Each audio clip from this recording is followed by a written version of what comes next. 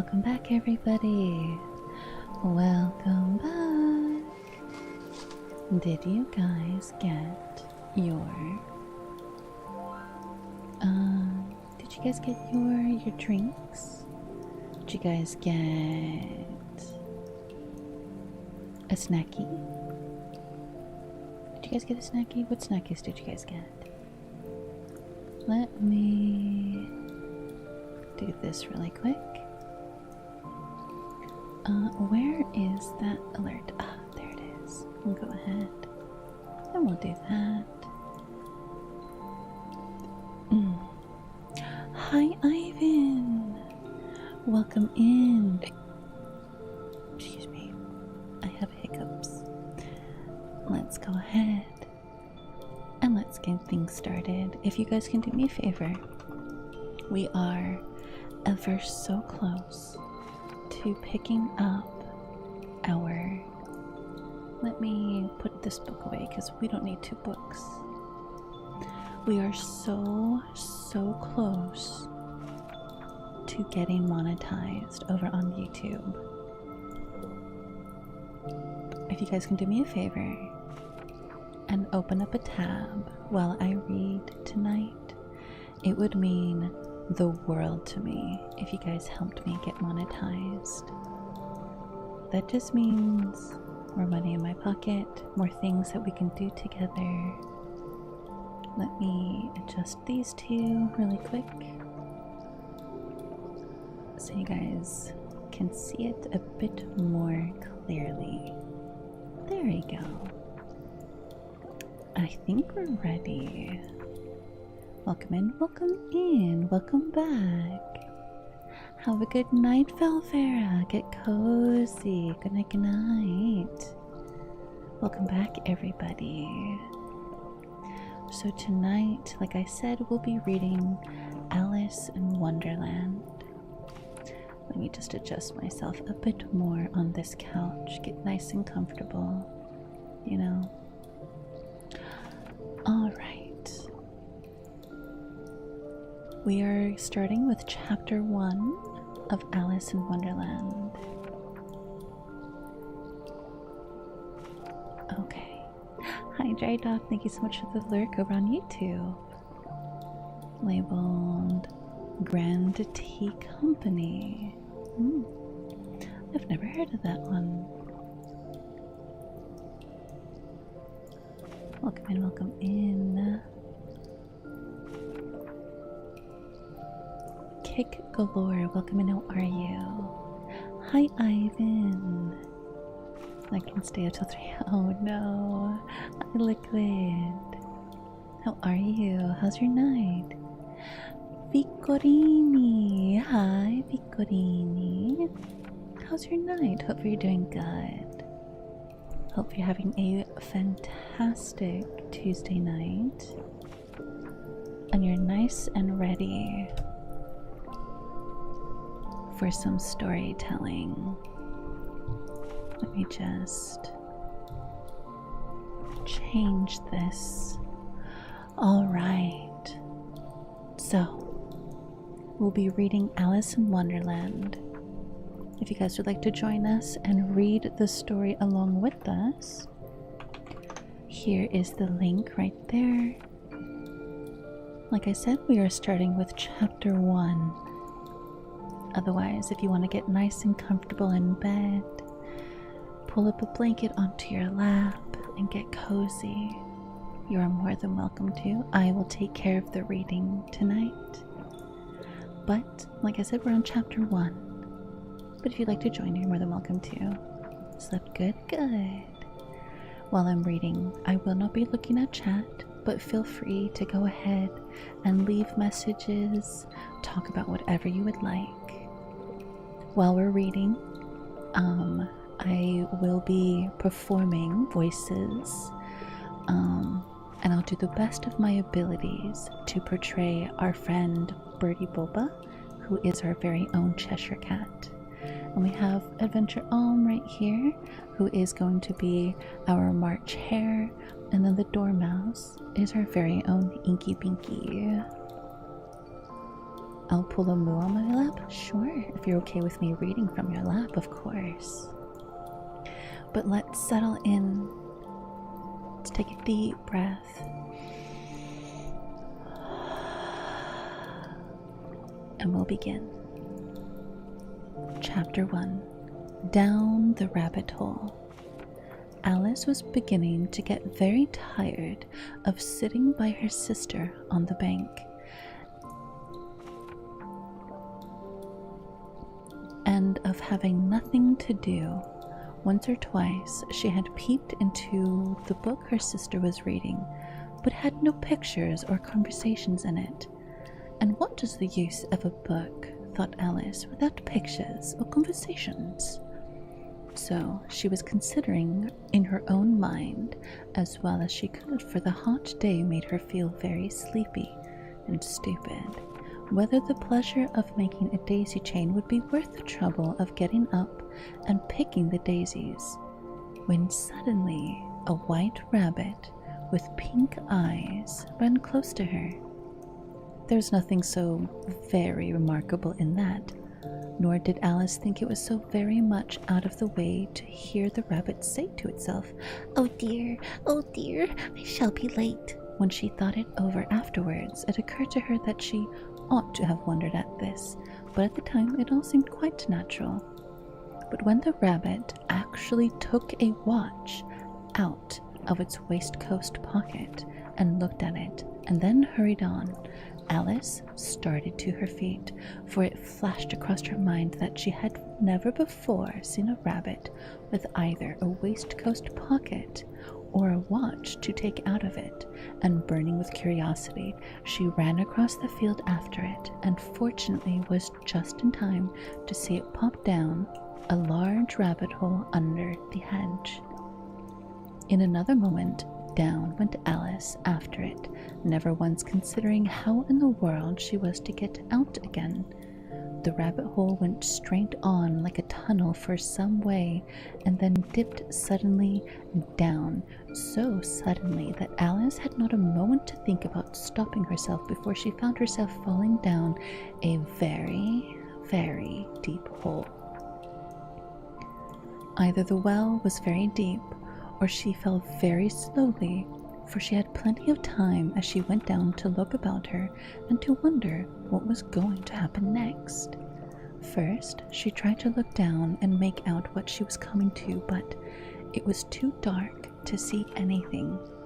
Then she looked at the sides of the well and noticed that they were filled with cupboards and bookshelves here and there. She saw maps and pictures hung upon pegs. She took down a jar from the shelves as she passed, and it was labeled orange marmalade, but to her great disappointment, it was empty. She did not like to drop the jar for fear of killing somebody underneath, so managed to put it in one of the cupboards as she fell past it. Well, thought Alice to herself, after such a fool as this, I shall think nothing of tumbling down the stairs. How bravely they'll all think of me at home. Why, I wouldn't say anything about it, even if I fell off the top of the house, which was very likely true. Down, down, down would the fall never come to an end. I wonder how many miles I've fallen by this time, she said aloud. I must be getting somewhere near the center of the earth. Let me see. That would be 4,000 miles down, I think, for, as you see, Alice had learned several things for this sort of in her lesson of the schoolroom, and though this was not a very good opportunity for showing off her knowledge, there was no one listening to her, still it was a good practice to say it over. Yes, that's about the right distance, but then I wonder what latitude and longitude I've got to. Alice had no idea what latitude was, or longitude either, but thought they were nice grand words to say. Presently, hi Toy Toy, welcome in. Sloth, hi Sloth. Welcome in, thank you so much for the raid. How was stream? What were you playing? Did you have a good raid? Good stream? You were doing woo-wah. How was woo-wah? Did you like it? Were you having fun? Welcome on in, Raiders. Welcome to Favorite Cafe. We are reading tonight. We are doing some Alice in Wonderland. Oh. Thank you for the head pat vaccine. Cover their noses. It's a stinky sloth. It's a stinky. Alright. Thank you so much, Sloth. I'm gonna go ahead and get back into the book. Thank you so much. The Chisa quest. Oh, you're so far behind. Welcome in, welcome in. Presently, she began again. I wonder if I shall fall right through the earth. How funny it'll seem to come out among the people that walk with their heads downwards. The antipathies, I think. She was rather glad there was no one listening this time, as it didn't sound at all the right word. But I shall have to ask them what the name of the country is, you know. Please, ma'am, is this New Zealand or Australia? And she tried to curtsy as she spoke. Fancy curtsying as you're falling through the air. Do you think you could manage it? And what an ignorant little girl she'll think of me for asking. Oh. And what an ignorant little girl she'll think of me for asking. No, it'll never do to ask. Perhaps I shall see it written up somewhere. Down, down, there was nothing else to do, so Alice soon began to talk again. Dinah will miss me very much tonight, I should think. Dinah was the cat. I hope they'll remember her saucer of milk at tea time. Oh, Dinah, my dear, I wish you were down here with me. There are no mice in the air, I'm afraid, but you might catch a bat, and that's very much like a mouse, you know. But do cats eat bats, I wonder?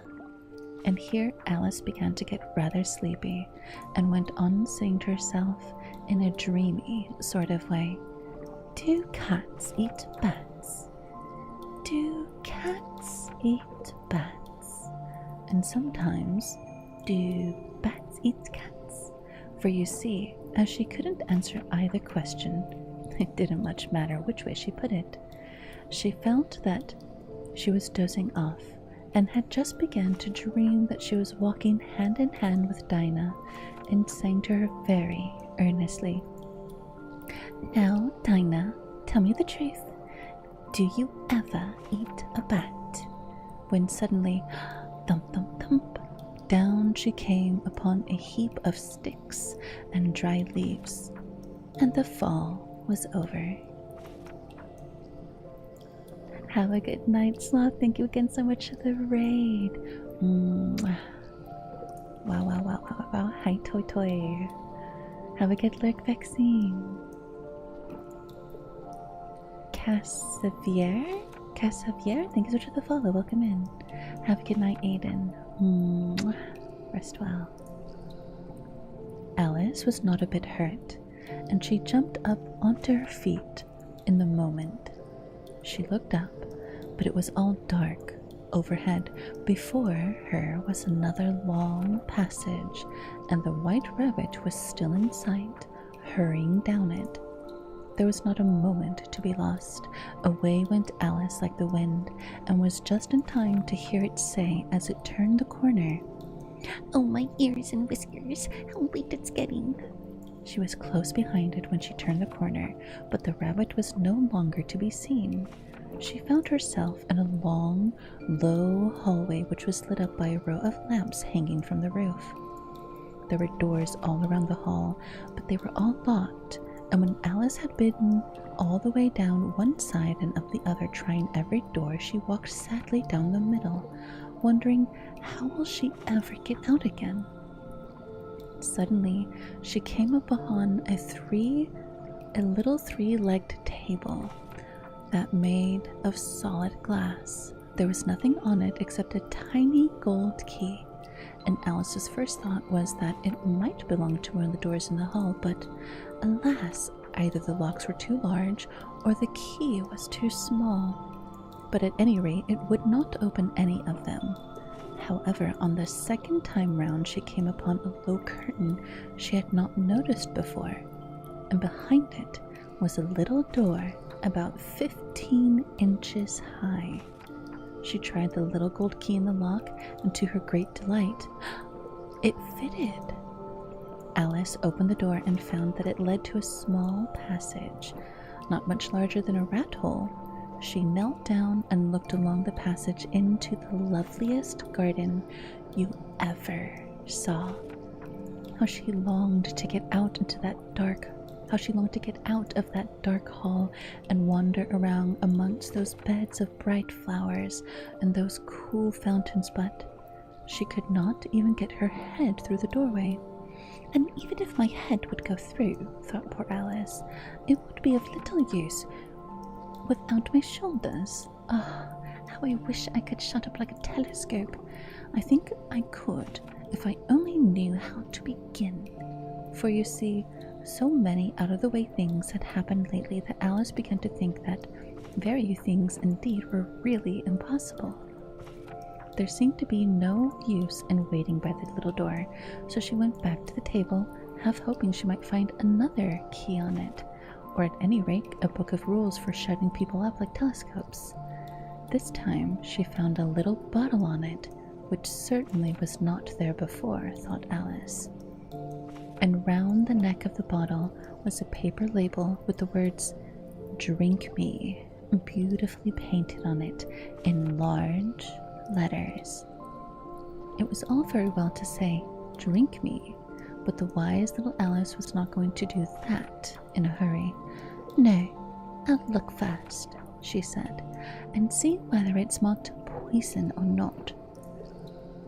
For she had read several nice little histories about children who had got burnt and eaten up by wild berries and other unpleasant things, all because they would not remember the simple rules their friends had taught them, such as that a red-hot poker will burn you if you hold it too long, and that if you cut your finger very deeply with a knife, it usually bleeds. And she had never forgotten that if you drink much from a bottle marked poison, it is almost certain to disagree with you sooner or later. However, this bottle was not marked poison, so Alice ventured to taste it, and finding it very nice, it had, in fact, a sort of mixed flavor of cherry tart, custard, pineapple, roast turkey, toffee, and hot buttered toast. She very soon finished it off. "What a curious feeling," said Alice. "I must be shutting up like a telescope." And so it was indeed. She was now only 10 inches high, and her face brightened up at the thought that she was now the right size for going through the little door into that lovely garden. First, however, she waited for a few minutes to see if she was going to shrink any further. She felt a little nervous about this.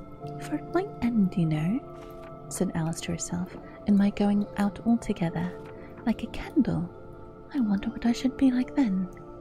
And then she tried to fancy what a flame of a candle is like after the candle is blown out, for she could not remember ever having such a thing. After a while, finding that nothing more happened, she decided on going into the garden at once. But alas, for poor Alice, when she got to the door, she had found that she had forgotten the little golden key, and when she went back to the table for it, she found she could not possibly reach it. She could see it quite plainly through the glass, and she tried her best to climb up one of the legs of the table, but it was too slippery. And when she had tired herself out with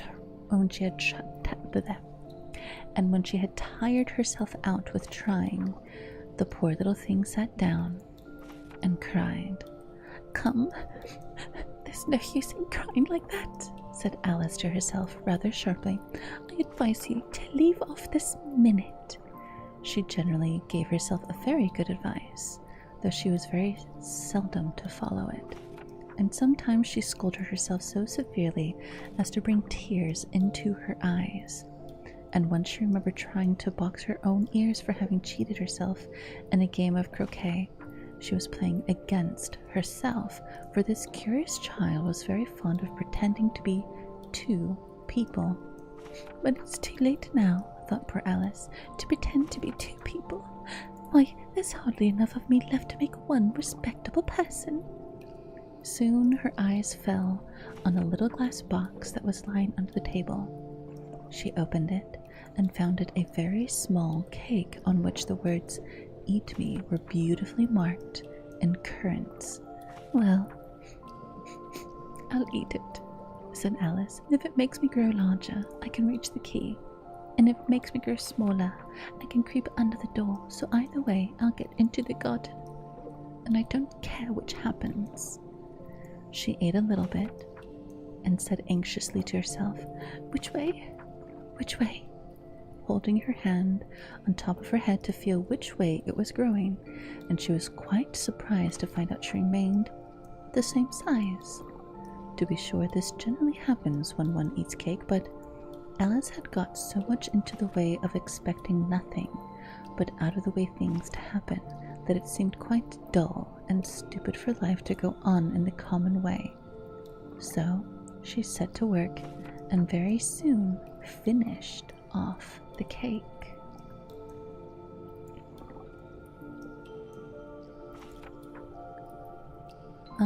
I don't know what you're saying, Javier. Welcome in, how are you?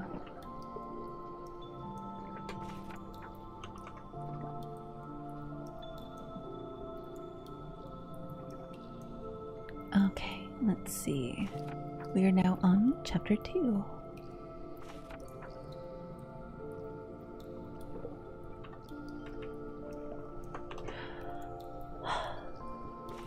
Let's see, really quick before we go on, I just want to see how many chapters there are.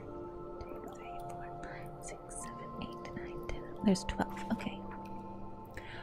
Oh, thinking it was too short. Alright. Hi, Clumsy. Welcome in. How are you? How's your night? Chapter 2. The Pool of Tears. Curiouser and curiouser, cried Alice. She was so much surprised that for the moment she was quite forgot how to speak good English. Now I'm opening out like the largest telescope that ever was. Goodbye, feet. For when she looked down at her feet, they seemed to be almost out of sight. They were getting so far off. Oh, my poor little feet. I wonder who will put on my shoes and stocking for now, dears. I'm sure I shan't be able to. I shall be a great deal too far off to trouble myself about you. You must manage the best way you can, but I must be kind to them, thought Alice, or perhaps they won't walk the way I want to go. Let me see, if I give them a new pair of boots every Christmas. And she went on planning to herself how she would manage it. They must go by the carrier, she thought, and how funny it'll seem, sending presents to one's own feet. And how odd the direction will look. Alice's right foot, Esquire, hot rug near the fender with Alice's love. Oh dear, what nonsense I'm talking. Just then her head struck against the roof of the hall. In fact, she was now more than 9 feet tall. And she at once took up the little golden key and hurried up off the garden door. Poor Alice. It was as much as she could do, lying down on one side to look through it into the garden with one eye, but to get through was more hopeless than ever. She sat down and began to cry again. You ought to be ashamed of yourself, said Alice. A great girl like you, she might as well say this, to go on crying in this way. Stop this moment, I tell you. But she went on all the same, shedding gallons of tears until there was a large pool all around her, about 4 inches deep and reaching half down the hall. After a time she heard a little pattering of feet in the distance, and she hastily dried out her eyes to see what was coming. It was the White Rabbit. returning splendidly dressed, with a pair of white kid gloves in one hand and a large fan in the other. He came trotting along in a great hurry, muttering to himself as he came, "Oh, the Duchess, the Duchess! Oh, she won't be savage if I keep her waiting." Alice felt so desperate that she was ready to ask for help of anyone, so when the white rabbit came near her, she began, in a low, timid voice, "If you please, sir." The rabbit started violently, dropped the white kid gloves and the fan, and scurried away into the darkness as hard as he could go. Alice took up the fan and gloves, and as the hall was very hot, she kept fanning herself. All the time she went on talking. "Dear, dear, how queer everything is today, and yesterday things went on just as usual. I wonder if I've been changed in the night. Let me think. Was I the same when I got up this morning? I almost think I can remember feeling a little different, but if I'm not the same, the next question is, who in the world am I? And that's a great puzzle." And she began thinking over all the children she knew that were of the same age as herself, to see if she could have been changed for any of them. "I'm sure I'm not Ada," she said, "for her hair goes on such long ringlets, and mine doesn't go in ringlets at all. And I'm sure I can't be Mabel, for I know all sorts of things, and she knows very little. Besides, she's she, and I'm I, and oh dear, how puzzling it all is. I'll try if I know all the things I used to know. Let me see. 4 times 5 is 12, and 4 times 6 is 13, and 4 times 7 is... Oh dear, I shall never get to 20 at this rate. However, the multiplication table doesn't signify. Let's try geography. London is the capital of Paris, and Paris is the capital of Rome, and Rome... No, that's all wrong, I'm certain. I must have been changed for Mabel. I'll try and say, how doth the little... She crossed her hands on her lap as if she were saying lessons, began to repeat it, but her voice sounded hoarse and strange, and the words did not come as the same as they used to. How doth the little crocodile improve his shining tail, and pour the waters out of the Nile on every golden scale? How cheerfully he seems to grin, how neatly spread his claws, and welcome little fishies in with gently smiling jaws. I'm sure those are not the right words, said poor Alice, and her eyes filled with tears again as she went on. Must be Mabel after all. I shall have to go and live in that porky little house and have next to no toys to play with, and ever so many lessons to learn. No, I've made up my mind about it. If I'm Mabel, I'll stay down here. It'll not be used there putting their heads down and saying, "Come up again, dear." I shall only look up and say, "Who am I then? Tell me that first, and then, if I like being that person, I'll come up. If not, I shall stay down here till I'm somebody else." But oh dear, cried Alice, with a sudden burst of tears. I do wish they would put their heads down. I'm so very tired of being all alone here. As she cried this, she looked down at her hands and was surprised to see that she had put on one of the rabbit's little white gloves while she was talking. How could I have done that? She thought. I must be growing small again. She got up and went to the table to measure herself by it, and found that she nearly was, she could guess. She was now about 2 feet high, and was going on shrinking rapidly. She soon found out that the cause of this was the fan she was holding, and she dropped it hastily just in time to avoid shrinking away altogether. That was a narrow escape, said Alice, a good deal frightened at this sudden change, but very glad to find herself still in existence. And now for the garden, and she ran with all her speed back to the little door, but alas, the little door was shut again, and the little gold key was lying on the glass table as before. Things are worse than ever, thought the poor child, for I never was so small as this before, never, and I declare it's too bad that it is. As she said these words, her foot slipped, and in another moment, splash! She was up to her chin in salt water. Her first idea was that she had somehow fallen into the sea, and in that case I could go back by railway, she said to herself. Alice had been to the seaside once in her life, and had come to the general conclusion that wherever you go on the English coast you find a number of bathing machines in the sea, some children digging in the sand with wooden spades, then a row of lodging houses, and behind them a railway station. Soon, however, she made out that she was in the pool of tears, which she had wept when she was 9 feet high. I wish I hadn't cried so much, said Alice as she swam about, trying to find her way out. I shall be punished.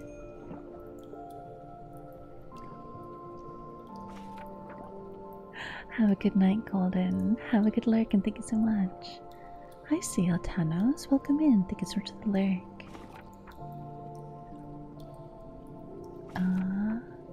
I wish I hadn't cried so much, said Alice as she swam about, trying to find her way out. I shall be punished for it now, I suppose, by being drowned in my own tears. That will be a queer thing, to be sure. However, everything is queer today. Then she heard something splashing about in the pool, a little way off, and she swam nearer to make out what it was.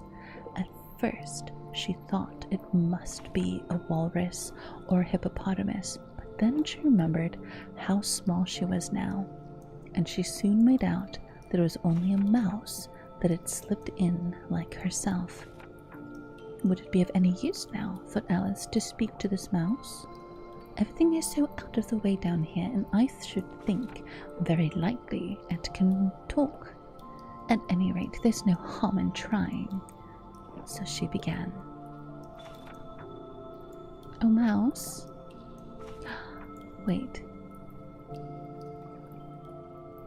Wait. Is this the dormouse? Inky, this is you. Inky, this is you. Okay. Cat. Hi, Nipa. Get nice and cozy. Would it be of any use now, thought Alice, to speak to this mouse? Everything is so out of the way down here, and I should think very likely it can talk. At any rate, there's no harm in trying. So she began. Oh, mouse, do you know the way out of this pool? I'm very tired of swimming about here. Oh, mouse. Alice thought this must be the right way of speaking to a mouse. She had never done such a thing before, but she remembered having seen in her brother's Latin grammar, a mouse, of a mouse, to a house, a mouse, oh mouse. The mouse looked at her rather inquisitively, and seemed to her to wink with one of its little eyes, but it said nothing. Perhaps it doesn't understand English, thought Alice.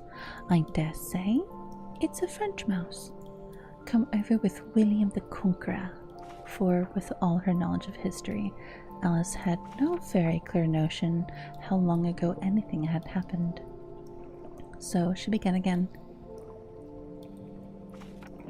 Oh, this is French. We émochette, which is the first sentence in her French lesson book. The mouse gave a sudden leap out of the water and seemed to quiver all over with fright. Oh, I beg your pardon, cried Alice hastily, afraid that she might hurt the poor animal's feelings. I quite forgot. You don't like cats. Not like cats, cried the mouse in a shrill, passionate voice. Would you like cats if you were me? Well, perhaps not, said Alice in a soothing tone. Don't be angry about it, and yet I wish I could show you our cat Dinah. I think you'd take a fancy to cats if you could only see her. She is such a quiet, dear little thing. Alice went on, half to herself, as she swam lazily about in the pool, and she sits purring nicely by the fire, licking her paws and washing her face, and she is such a nice soft thing to nurse, and she has a capital one for catching mice. Oh, I beg your pardon, cried Alice again, for this time the mouse was bristling all over, and she felt certain it must really be offended. We won't talk about her anymore if you'd rather not. We indeed, said the mouse, who was trembling down to the tip of its tail. As if I would talk of such a subject. Our family was hated cats. Nasty, low, vulgar things. Don't let me hear the name again. I won't indeed, said Alice in a great hurry to change the subject of the conversation. Are you fond of dogs? The mouse did not answer, so Alice went on eagerly. There is such a nice little dog near our house. I should like to show you. A little bright-eyed terrier, you know, and with such long curly brown hair, and it'll fetch things when you throw them, and it'll stop and beg for its dinner and all sorts of things. I can't remember half of them, and it belongs to a farmer, you know, and he says it's so useful. It's worth £100. He says it kills all the rats and... Oh dear, cried Alice in a sorrowful tone. I'm afraid I've offended it again, for the mouse was swimming away from her as hard as it could go, and making quite a commotion in the pool as it went. So she called softly after it, Mouse, dear, do come back again, and we won't talk about dogs or cats either if you don't like them. When the mouse heard this, it turned round and swam slowly back to her. Its face was pale with passion, Alice thought, and it said in a low, trembling voice, Let us get to the shore then, and I'll tell you my history, and you'll understand why it is I hate cats and dogs. It was high time to go, for the pool was getting quite crowded with the birds and animals that had fallen into it. There was a duck and a dodo, a lory and an eaglet, and several other curious creatures. Alice led the way, and the whole party swam to the shore. Model, you have a freaking awesome model design. One of the coolest I've seen. One of the eyes, very cool.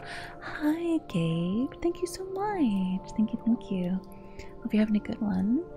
The German guy, thank you so much for the follow. How are you? Just speaking the truth. Thank you so much. I'm glad you think so. Alright. We are on chapter 3. How's everybody doing? You guys are nice and cozy?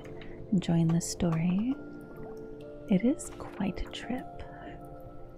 It just like goes from one thing to the next almost seamlessly, you know? Have a very nice voice to listen to. Thank you. If you'd like to get cozy, Gabe, you're more than welcome to. Just get comfortable, lay down in bed if you'd like. Otherwise, if you are someone that likes to like play games while somebody's talking, right now is the perfect time to do so. It's been the evening. Super stinky. Yeah, Gugga's here, so it's always stinky. Let's see, did we have any redeems I need to do? No. HK, welcome in. Fraction, welcome in.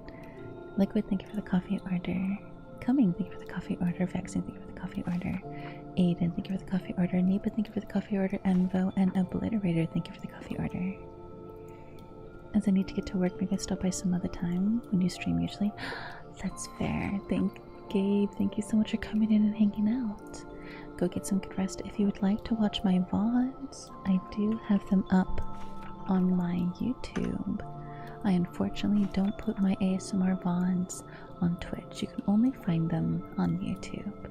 But hopefully work goes well, and thank you so much for coming in and hanging out. Okay.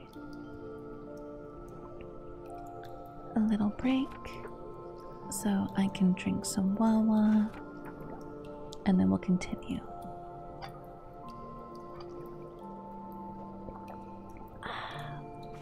We are also live over on YouTube, so if you guys prefer long form on your phone, you can watch from over there if you'd like to.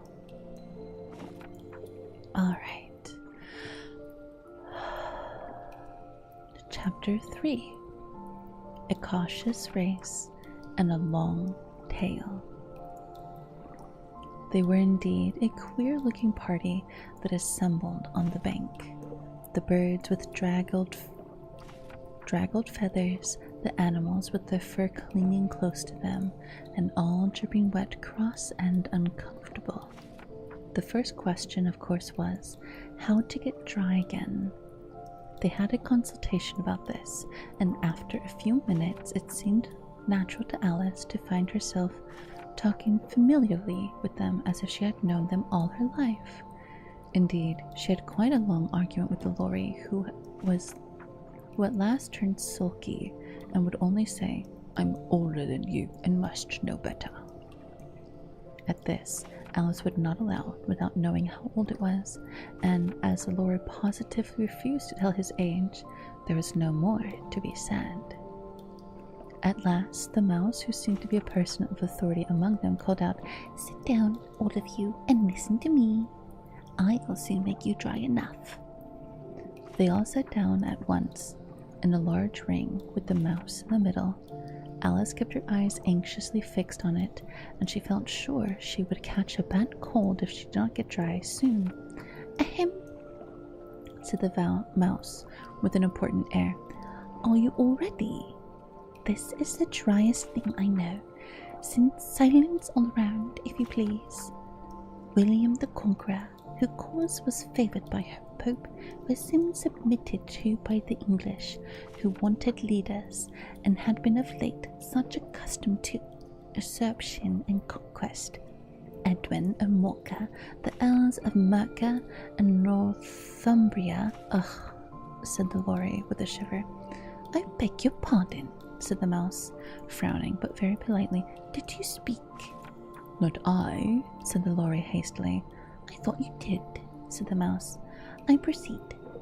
Edwin of Morca, the Earls of Mercia and Northumbria declared for him, and even Stingard, the patriotic Archbishop of Canterbury, found it advisable." "Found what?" said the duck. "Found it," the mouse replied rather crossly. "Of course you know what it means." "I know what it means well enough. When I find a thing," said the duck, "it's generally a frog or a worm. The question is, what did the Archbishop find?" The mouse did not notice this question, but hurriedly went on. "Found it advisable to go on with Edward Atling to meet William and offer him the crown. William's conduct at first was moderate, but the insolence of his nomens—" "How are you going on now, my dear?" it continued, turning to Alice as it spoke. "As wet as ever," said Alice in a melancholy tone. "It doesn't seem to dry me at all." "In that case," said the dodo sullenly, rising to its feet, "I move the meeting adjourn for the immediate adoption of more energetic remedies." "Speak English," said the eaglet. "I don't know the meaning of half those long words, and what's more, I don't believe you do either." And the eaglet bent down its head to hide a smile. Some of the other birds tittered audibly. "What I was going to say," said the dodo in an offended tone, "was that the best thing to get us all dry would be a cautious race." "What is a cautious race?" said Alice. Not that she wanted much to know, but the dodo had paused as if it thought that somebody ought to speak, and no one else seemed inclined to say anything. "Why," said the dodo, "the best way to explain it is to do it. And as you might like to try to think to yourself some winter day, I will tell you how the dodo managed it. First, it marked out a race course in a sort of circle. The exact shape doesn't matter, it said, and then all the party were placed along the course, here and there. There was no 1, 2, 3 and away, but they began running when they liked and left off when they liked, so it was not easy to know when the race was over.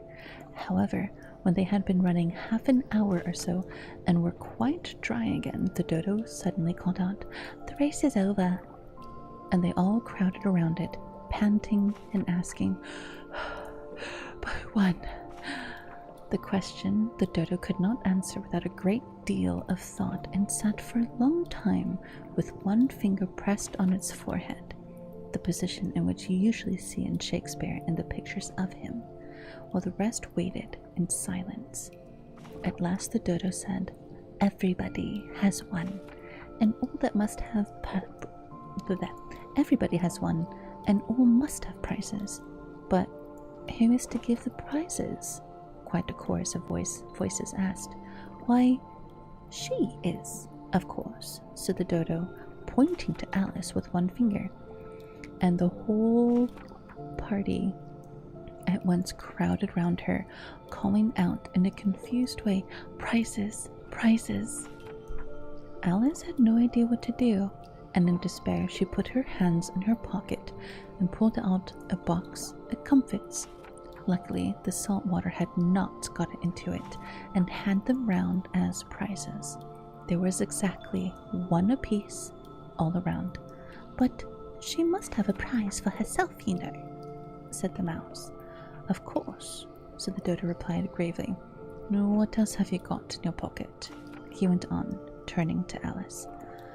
"Only a thimble," said Alice sadly. "Hand it over here," said the dodo.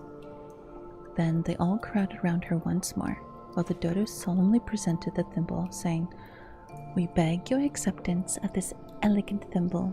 And when it had finished his short speech, they all cheered. Alice thought the whole thing very absurd, but they all looked so grave that she did not dare to laugh, and as she could not think of anything to say, she simply bowed and took the thimble, looking as solemn as she could. The next thing was to eat the comfits. This caused some noise and confusion, as the large birds complained that they could not taste theirs, and the small ones choked and had to be patted on the back. However, it was over at last, and they sat down again in a ring and begged the mouse to tell them something more. "You promised to tell me your stories, you know," said Alice. "And why is it you hate C and D?" She added in a whisper, half afraid that it would be offended again. "Mine is a long and sad tale," the mouse began, turning to Alice and sighing. "It is a long tale, certainly," said Alice, looking down with wonder at the mouse's tail. "But why do you call it sad?"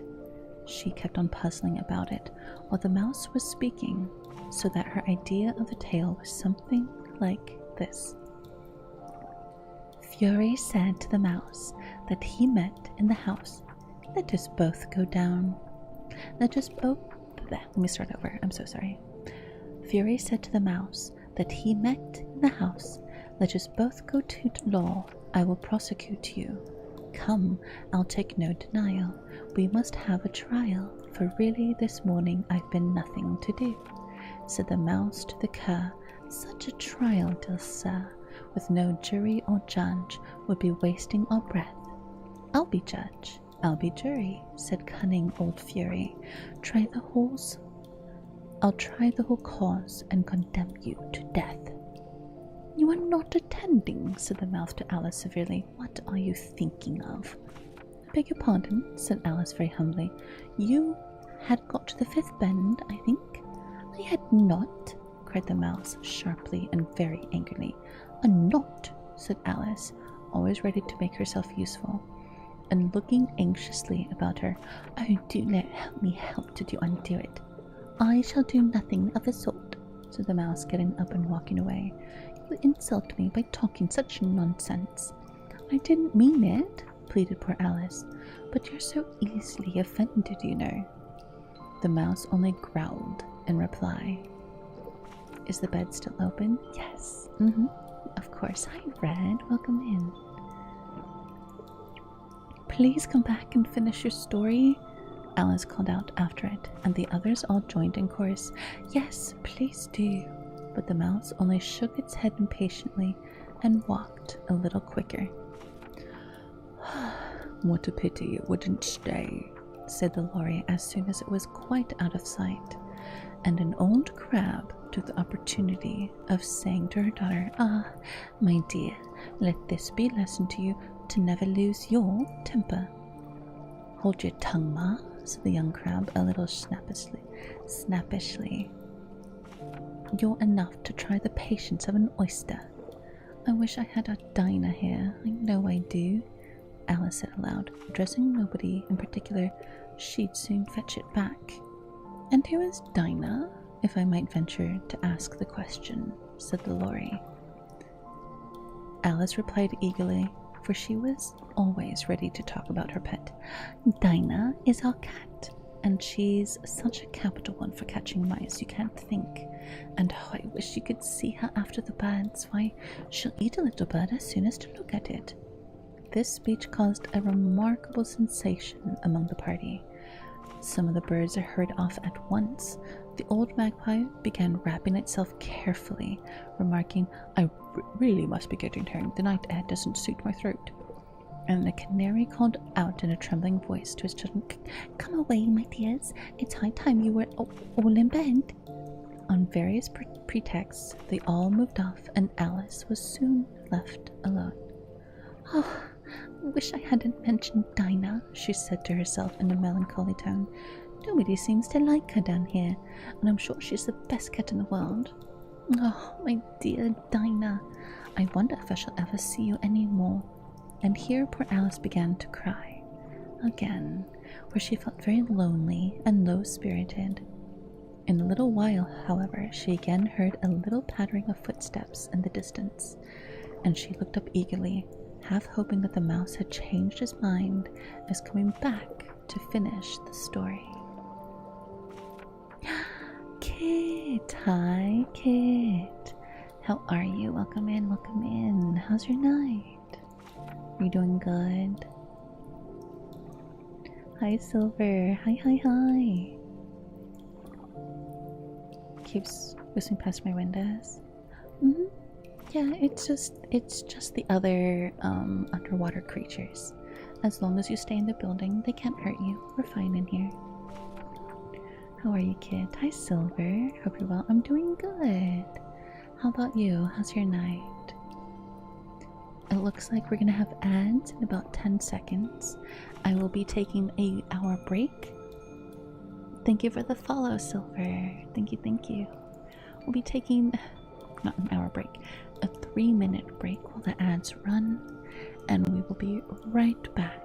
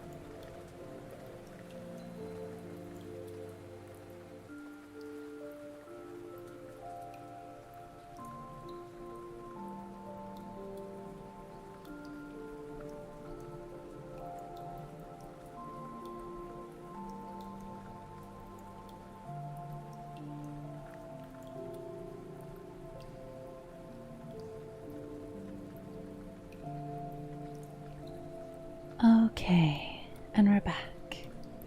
Welcome back, everybody. Have a good night, Gaga. Rest well, rest well. I didn't get one either, but I was taking any risks. Thank you, Red, for the Prime sub. Thank you, thank you. How are you? Hi, Nipa. Hi, Silver. Hi, hi, hi. Welcome in, welcome back. Let's switch back on over. Alright. Let's see. Immediately calm down. Good. Hi, Ivan. How are you? Let's see. So sometimes the ads don't work and sometimes they do. I'm actually not sure. I just use that time to take a break anyways, you know? But that was fast. I mean, it was 3 minutes. A little over 3. Thank you for the kiss. Hi, Fish. Thank you, thank you. Excuse me. Let's see. Condorcito, thank you for the coffee order. Kona, thank you for the coffee order and the care package. Zed, thank you for the coffee order. Fish, thank you for the coffee order. And Ivan, thank you for the coffee order. Hi, Zed. Good morning. Okay, and you? I'm doing good. I'm doing good. Eggman from Snap Cube? What is that? Hi, Blight. How are you? How's your night? Hope you're doing good. Very good boy, Ivan. Okay, we'll do that. We'll do that, and then we'll go ahead and we'll take a quick, we'll do, what's the word I'm thinking of? Some more story. Alright. You want very good boy, Jose Ivan. Okay. Good boy, Jose Ivan. Good boy, Jose Ivan.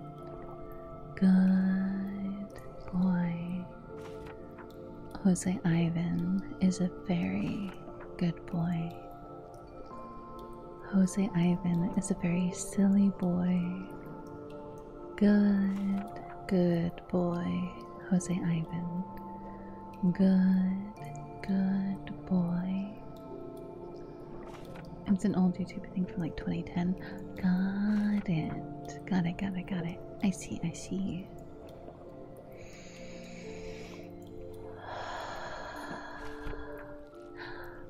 Riot! Thank you so much for the biddies. Thank you. Hopefully you're doing good. Alright. Gonna drink a little bit of water. Envo! Hi, Envo.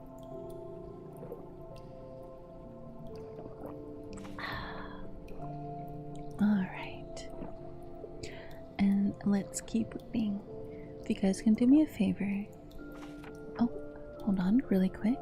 I owe you a kiss, don't I, Riot? I do. Let's go ahead and let's add one really quick. Let's see. We'll do Red, because your name is Red Riot. So it makes sense to me. Here it is. We will put it right here. We will put it actually. Yeah, that's a good spot. There you go. If you guys would like to have a kiss leave a kiss all night, you only have to be a new subscriber and I will add it to my model. Alright, let's get comfortable. Have a good night, Fish. Mwah. Thank you. Hi, Porquier. I'm doing good.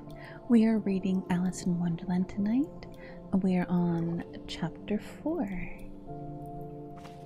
Let's see. to be chapter 4. All right.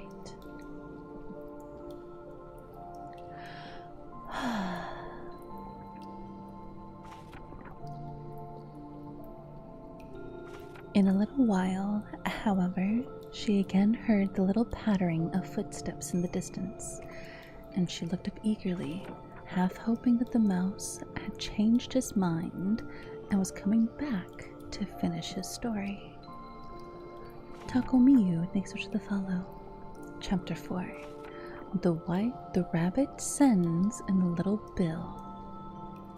It was the white rabbit, trotting slowly back down again and looking anxiously about as it went, as if it had lost something, and she heard it muttering to itself, the Duchess, oh my paws, my foy and whiskers, she'll get me executed for sure as ferrets and ferrets. What can I have dropped in my wonder? Alice suggested in a moment that it was looking for the fan and the pair of white kid gloves, and she very soon and naturally began hunting about for them. But they were nowhere to be seen. Everything seemed to have changed since her swim in the pool, and the great hall with the glass table and the little door had vanished completely. Very soon the rabbit noticed Alice, and she went hunting about and called out to her in an angry tone, "Why, Mary Ann, what are you doing here? Run home this instant and fetch me a pair of gloves and fan. Quick, quick now!" And Alice was so much frightened that she ran off at once in the direction it pointed, without trying to explain the mistake it had made. "He took me for his housemaid," she said to herself as she ran. "How surprised he'll be when he finds out who I am, but I'd better take his fan and gloves. That is, if I can find them." As she said this, she came upon a neat little house, on the door of which was a bright brass plate with the name of W. Rabbit engraved upon it. She went in without knocking and hurried upstairs in great fear lest she should meet the real Mary Ann and be turned out of the house before she had found the fan and gloves. "How queer it seems," Alice said to herself, "to be going messages for the rabbit.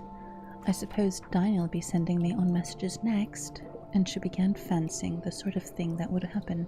"Miss Alice, come here quickly and get ready for your walk." "Come in a minute, nurse, but I've got to see that the mouse doesn't get out." Only, I don't think, Alice went on, that they'd let Dinah stop in the house if it began ordering people about like that. By this time, she had found her way into a tidy little room with a table in the window, and on it, as she had hoped, a fan or 2 or 3 pairs of tiny white kid gloves. She took up the fan and a pair of gloves, and was just going to leave the room when her eye fell upon the little bottle that stood near the looking-glass. There was no label this time with the words "Drink me," but nevertheless she uncorked it and put it to her lips.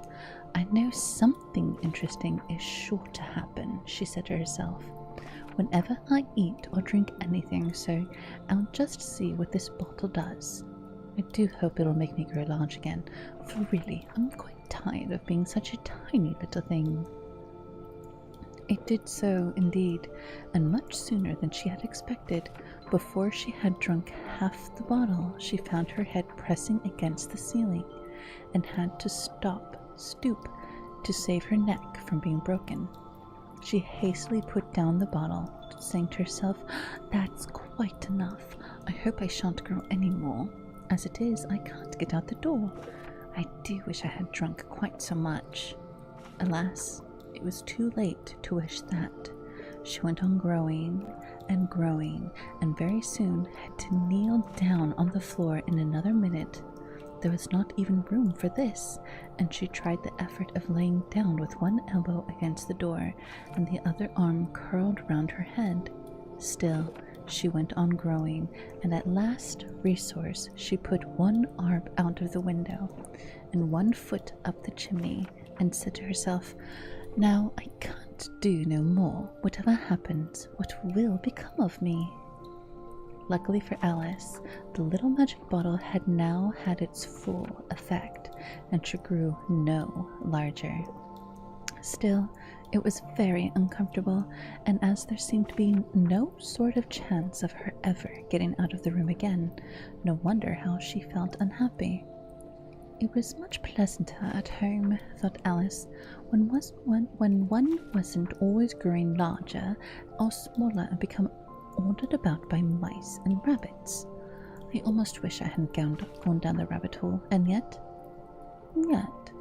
it's rather curious, you know, this sort of life. I do wonder what can have happened to me. When I used to read fairy tales, I fancied that kind of thing never happened, but now here I am, in the middle of one. There ought to be a book written about me. There ought, and when I grow up, I'll write one, but I'm growing up now, she added in a sorrowful tone. At least there's no room to grow up anymore here. But then, thought Alice, shall I never get any older than I am now? That'll be a comfort. One way, never to be an older woman, but then always to have lessons to learn. I shouldn't like that. Oh, you foolish Alice, she answered herself. How can you learn lessons in here? Why, there's hardly room for you, and no room at all for any lesson books. And so she went on, taking first one side and then the other, and making quite a conversation of it altogether. But after a few minutes she heard a voice outside and stopped to listen. "Moe-Ann, Moe-Ann," said the voice, "fetch me my gloves this moment." Then came a little pattering of feet on the stairs. Alice knew it was the rabbit coming to look for her, and she trembled till she shook the house, quite forgetting that she was now about 1,000 times as large as the rabbit, and had no reason to be afraid of it. Presently, the rabbit came up to the door and tried to open it, but as the door opened inwards and Alice's elbow was pressed hard against it, that attempt proved to be a failure. Alice heard it say to itself, "Then I'll go round and get into the window." That you won't, thought Alice, and after waiting till she fancied she heard the rabbit just under the window, she suddenly spread out her hand and made a snatch in the air. She did not get hold of anything, but she heard a little shriek and a fall and a crash of broken glass, from which she concluded that it was just possible it had fallen into a cucumber frame or something of the sort. Next came an angry voice, the rabbit's. "Pat, Pat, where are you?" And then a voice she had never heard before. "Sure then, I'm here, digging for apples, Your Honor." "Digging for apples indeed," said the rabbit angrily. "Here, come and help me out of this." Sounds of more broken glass. "Now tell me, Pat, what's that in the window?" "Sure, it's an arm, Your Honor." He pronounced it arm. "An arm, you goose. Whoever saw one that size? Why, it fits a whole window." "Sure it does, Your Honor, but it's an arm for all that." "Well, it's got no business here. At any rate, go and take it away." There was a long silence after this, and Alice could only hear whispers now and then, such as, "Sure, I don't like it, Your Honor, at all, at all." "Do as I tell you, you coward."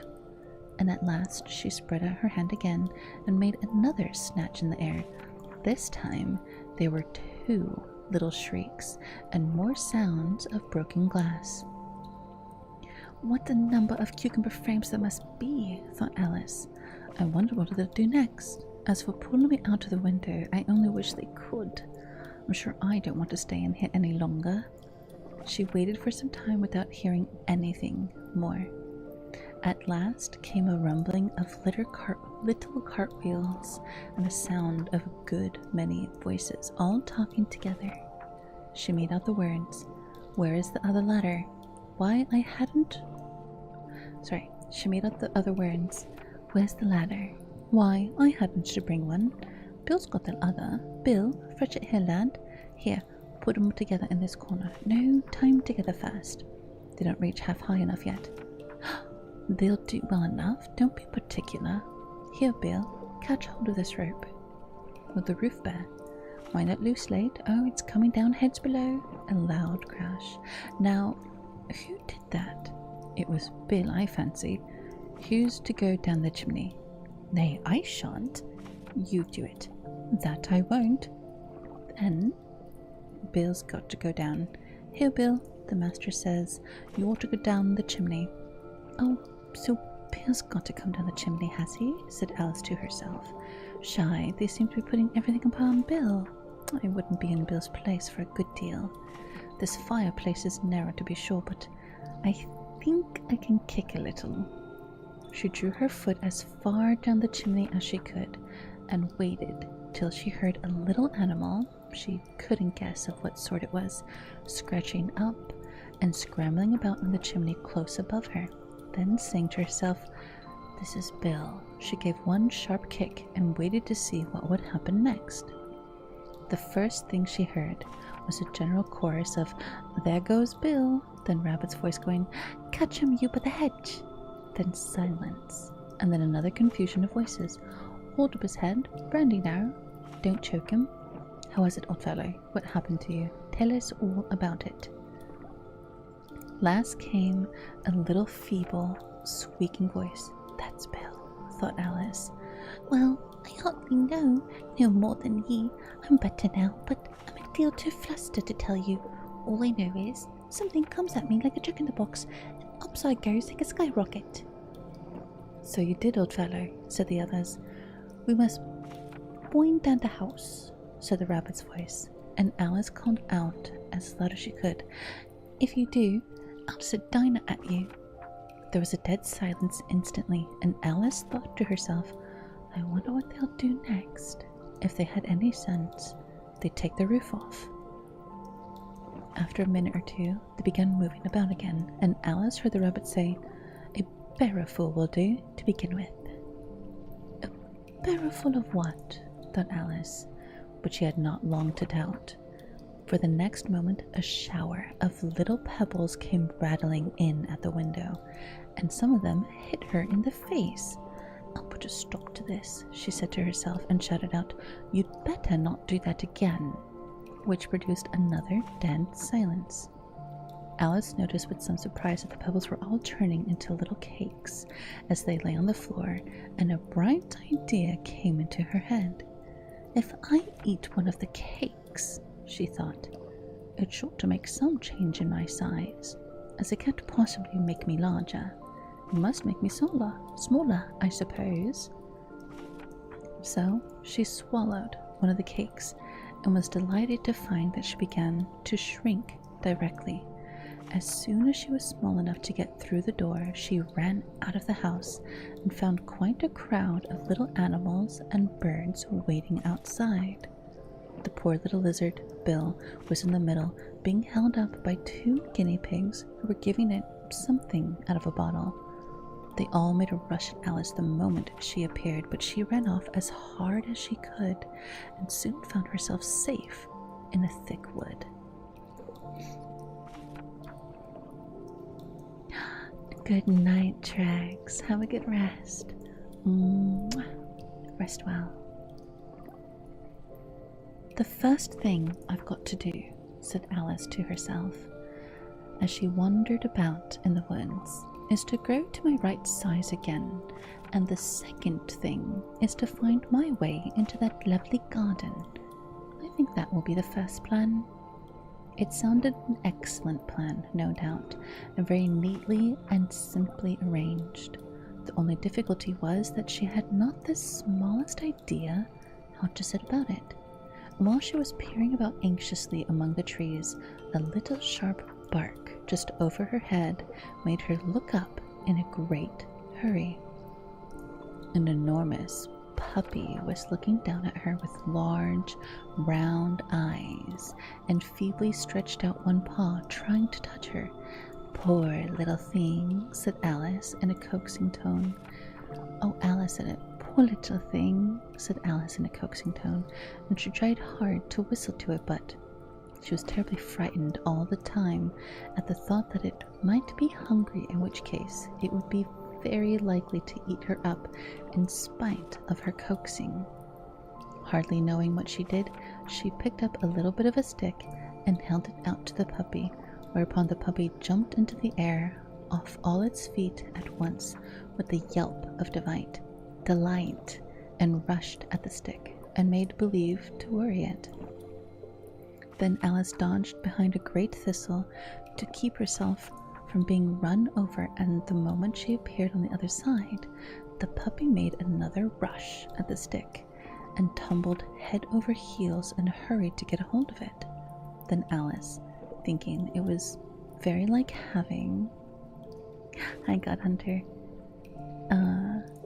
Then Alice, thinking it was very like having a game of play with a cart horse and expecting every moment to be trampled under its feet, ran round the thistle again. Then the puppy began a series of short charges at the stick, running a very little way forward each time and a long way back, and barking hoarsely all the while, till at last it sat down a good way off, panting, with its tongue hanging out of its mouth and its great eyes half shut. It seemed to Alice a good opportunity for making her escape, so she set off at once and ran till she was quite tired and out of breath, until the puppy's bark sounded quite faint in the distance. And yet, what a dear little puppy it was, said Alice as she leant against a buttercup to rest herself and fanned herself with one of the leaves. I should have liked teaching it tricks very much if it'd only been the right size to do it. Oh dear, I'd nearly forgotten that I've got to grown up again. Let me see, how is it to be managed? I suppose I ought to eat or drink something or other, but the great question is what? The great question certainly was what? Alice looked all around her at the flowers and the blades of grass, and she did not see anything that looked like the right thing to eat or drink under the circumstances. There was a large mushroom growing near her, about the same height as herself, and when she had looked under it, and on both sides of it and behind it, it occurred to her that she might as well look and see what was on top of it. She stretched herself up on tiptoe and peeped over the edge of the mushroom, and to her eyes immediately met those of a large blue caterpillar that was sitting on top with its arms folded, quietly smoking a long hookah and not taking the smallest notice of her or of anything else. Have a good night, Envo. Mwah. Rest well. We actually might get through most of this book. We're already on chapter 5 and there's only 6 chapters. Chapter 5. Oh, do a quick stretch. Oh, tilt your head to the left. And tilt your head to the right. Oh, goodness. Look up. And look down. When you guys hear about the characters in the book, do you envision something or someone in particular? Hi Hunter, how are you? Welcome in. Because when I read The Puppy, I pictured 2 different people. The first person that came to mind when it yowled was this person. Hold on. Let me see if I can find it. Was this? And then I thought of my friend Pem. Not Pem, sorry. Pem makes me think of a cat. Jean. Our friend Jean. Because when he's like thinking, he will just go rah, rah, rah, rah, rah. He'll just start grumbling and growling. It's so funny. Anyways. It was really funny. Okay, chapter 5.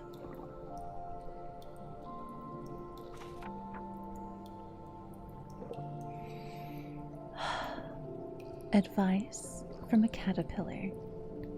The caterpillar and Alice looked at each other for some time in silence. At last, the caterpillar took the hookah out of its mouth and addressed her in a languid, sleepy voice.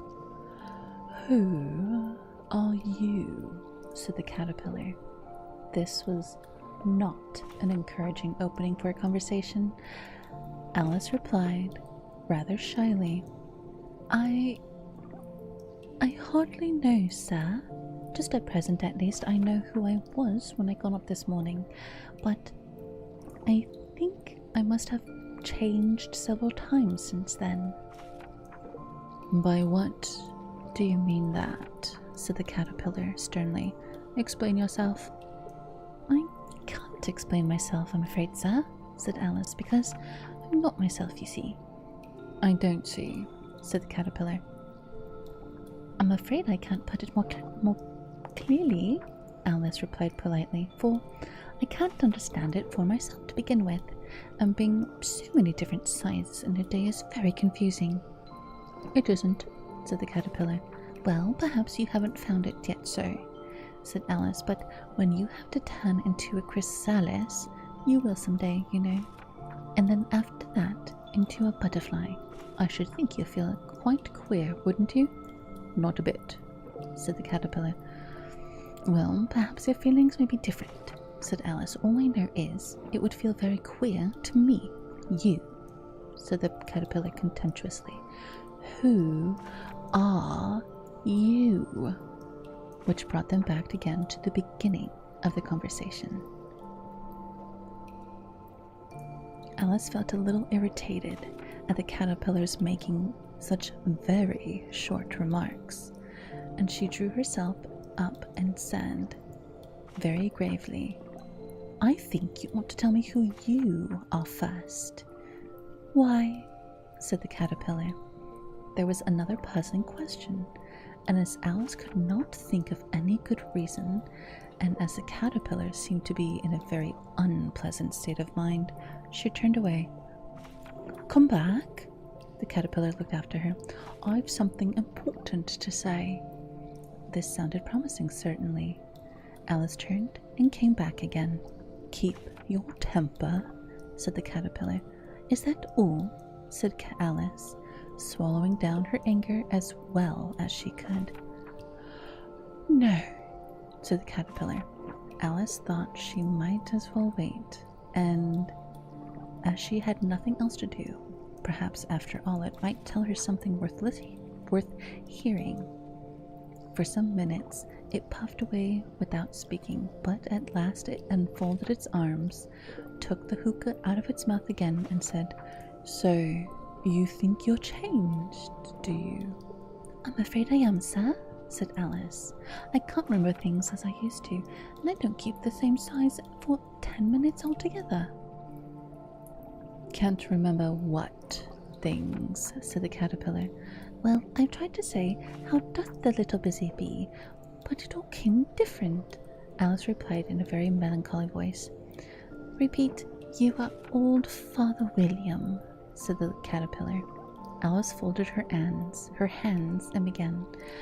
"You are old Father William," the young man said, "and your hair has become quite white, and yet you insistently stand on your head. Do you think at your age it is right?" "In my youth," Father Williams replied to his son, "I fear it might injure the brain. But now that I'm perfectly sure I have none, why, I do it again and again."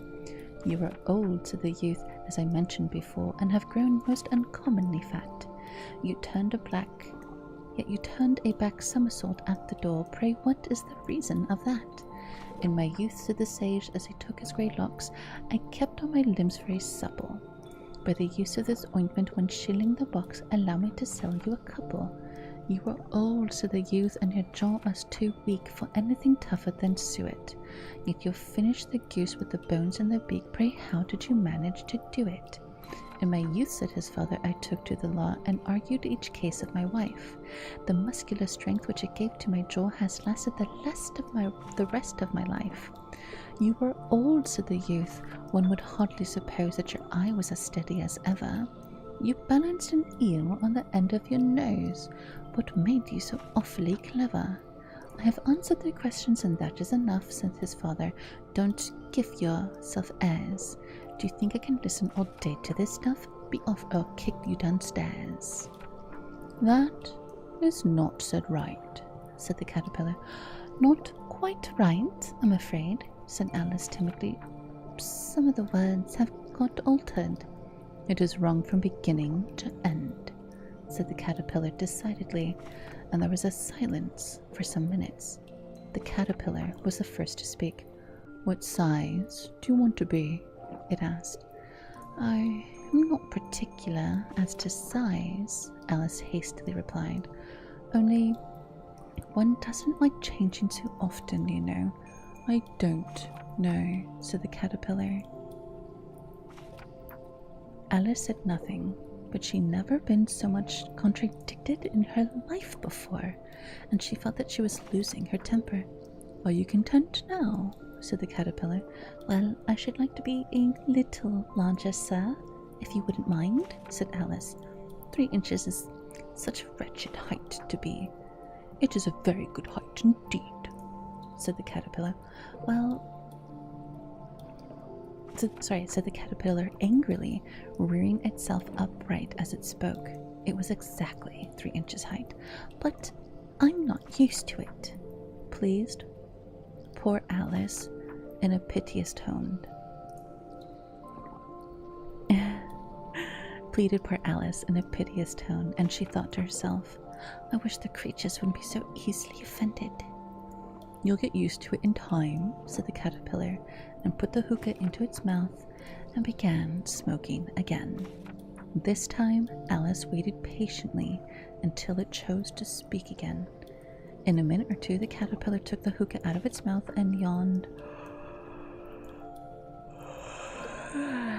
once or twice and shook itself.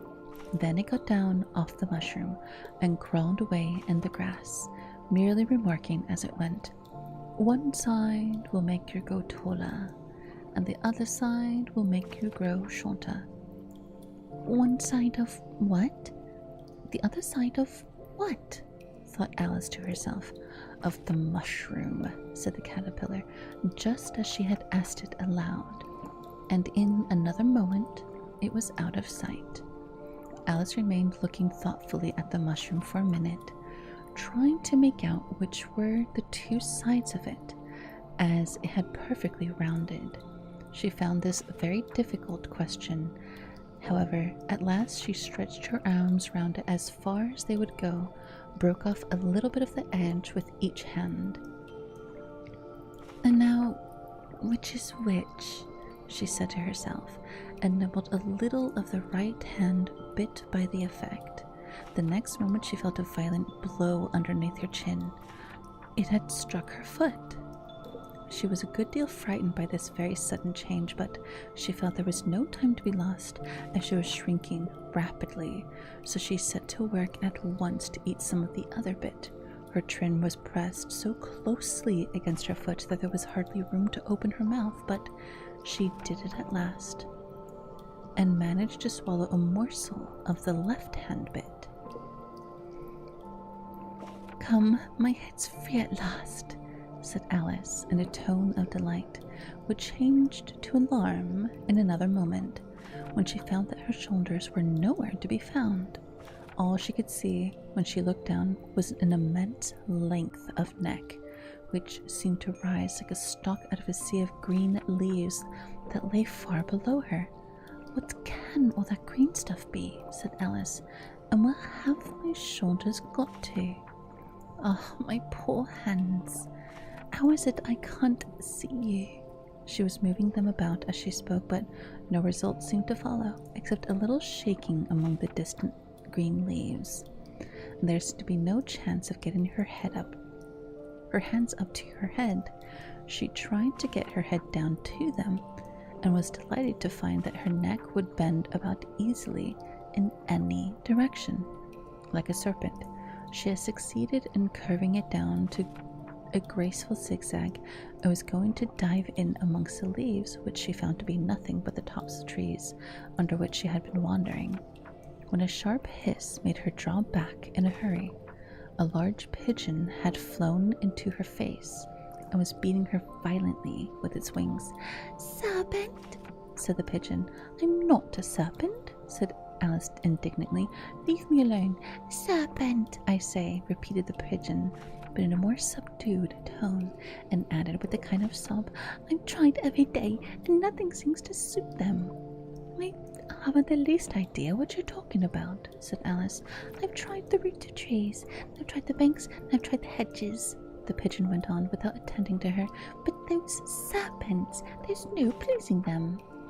Alice was more and more puzzled, but she thought there was no use in saying anything more till the pigeon had finished.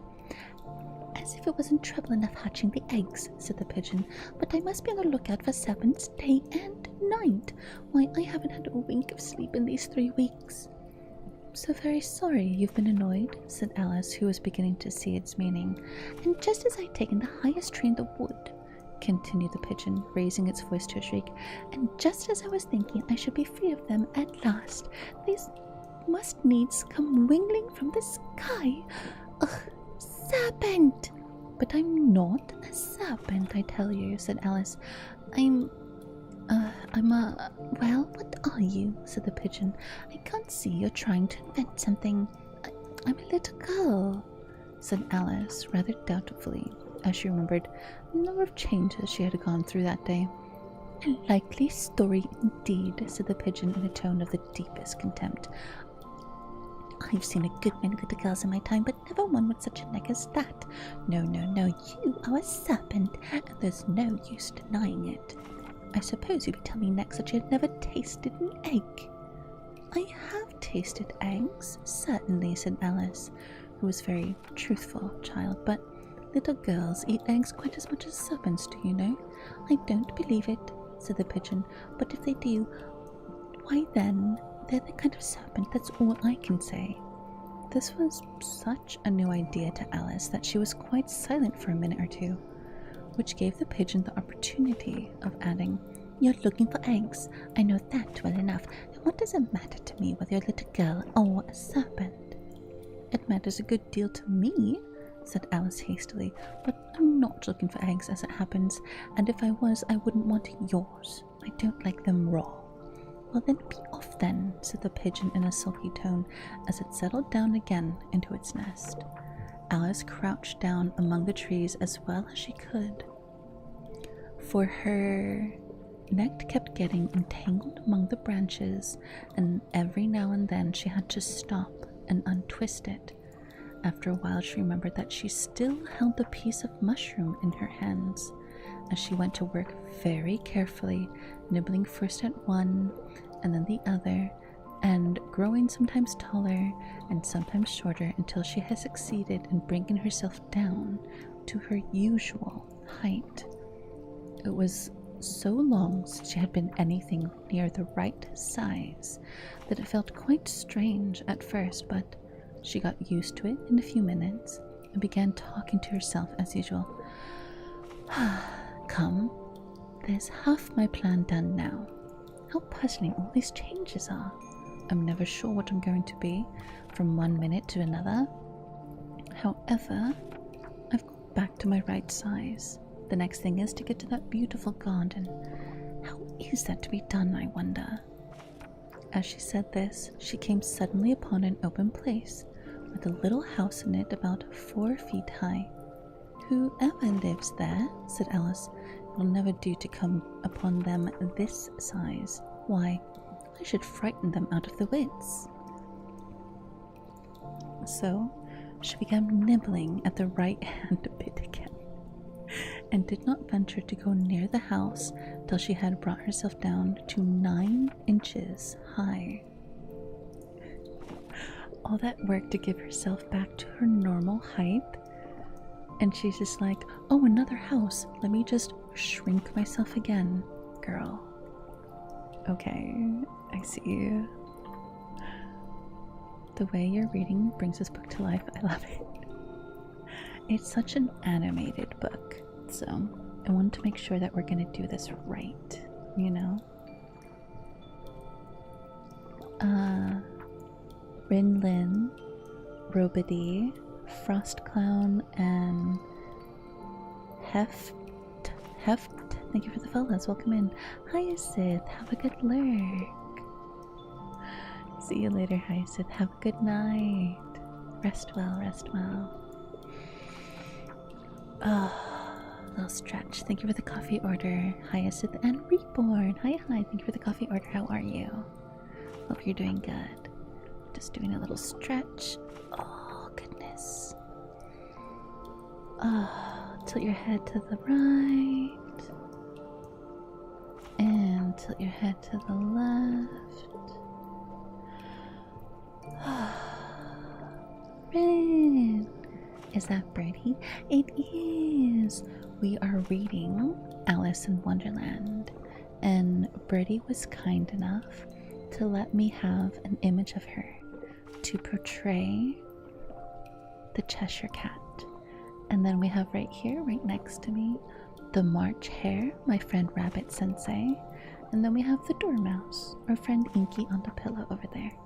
They're all amazing streamers. I'll give you guys their links. Inky is my artist friend. She drew my model. And then Sensei is the March Hare. I don't have a command for Birdie, but I can give their link. Wait. And there is Birdie. Birdie is so sweet. I love them. I love them. Birdie Poopa. Yes, I love Birdie. She's so sweet. She's so funny. This stream, I just saw her. So cool, loving it here already. Yes, we love Birdie. Birdie's so sweet. But yeah, we are reading, like I said, the Alice in Wonderland. So if you'd like to get cozy, ooh, warm up your hands. I love it, cute, so beautiful. Thank you, God Hunter. Tilt your head to the right, everybody. Relax your neck just a bit. Lower your shoulders. And tilt your head to the left. Unfurrow your brow. Unclench your teeth. And a deep breath. Now look up.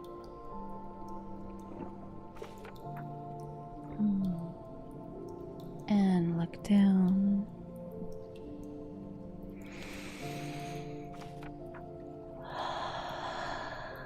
Deep breath and look up when you're ready, and drink some Wawa if you have it.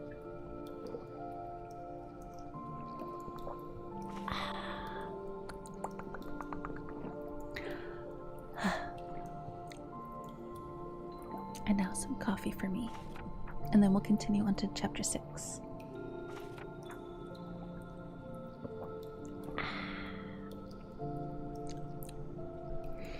Ink Moon is amazing. Yes, I love Inky. She's so funny. An amazing artist and so sweet.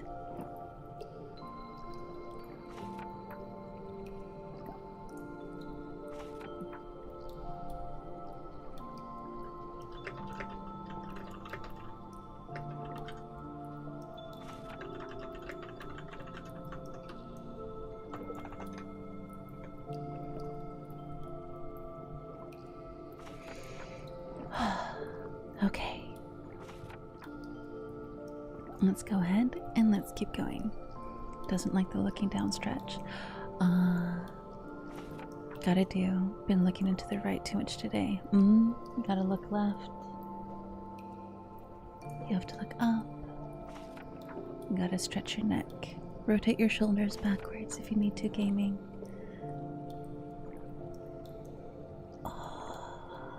It's a good stretch. Okay, let's settle back in and let's keep reading chapter 6. Alright, we literally might finish this book today because we still have another, like, almost another hour, but we'll see. We'll see how far we get. I might put the poll up, or because it's so short, I might pick another story, and then I'll have you guys pick the next one, because this one is going by very quickly. But we'll see. Chapter 6. Pig and Pepper. For a minute or two, she stood looking at the house and wondered what to do next, when suddenly a footman in livery came running out of the woods. She considered him to be a footman because he was in livery. Otherwise, judging by his face only, she would have called him a fish, and rapped loudly at the door with his knuckles. It was opened by another footman in livery with a round face. What is livery? I need to see. Is it livery?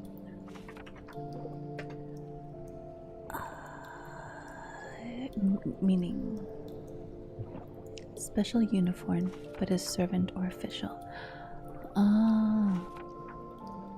Livery. Livery? It's livery. Oh, it's livery. Okay.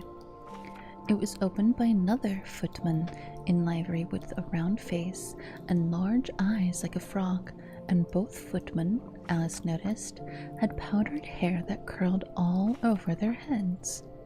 She felt very curious to know what it was all about and crept a little way out of the woods to listen.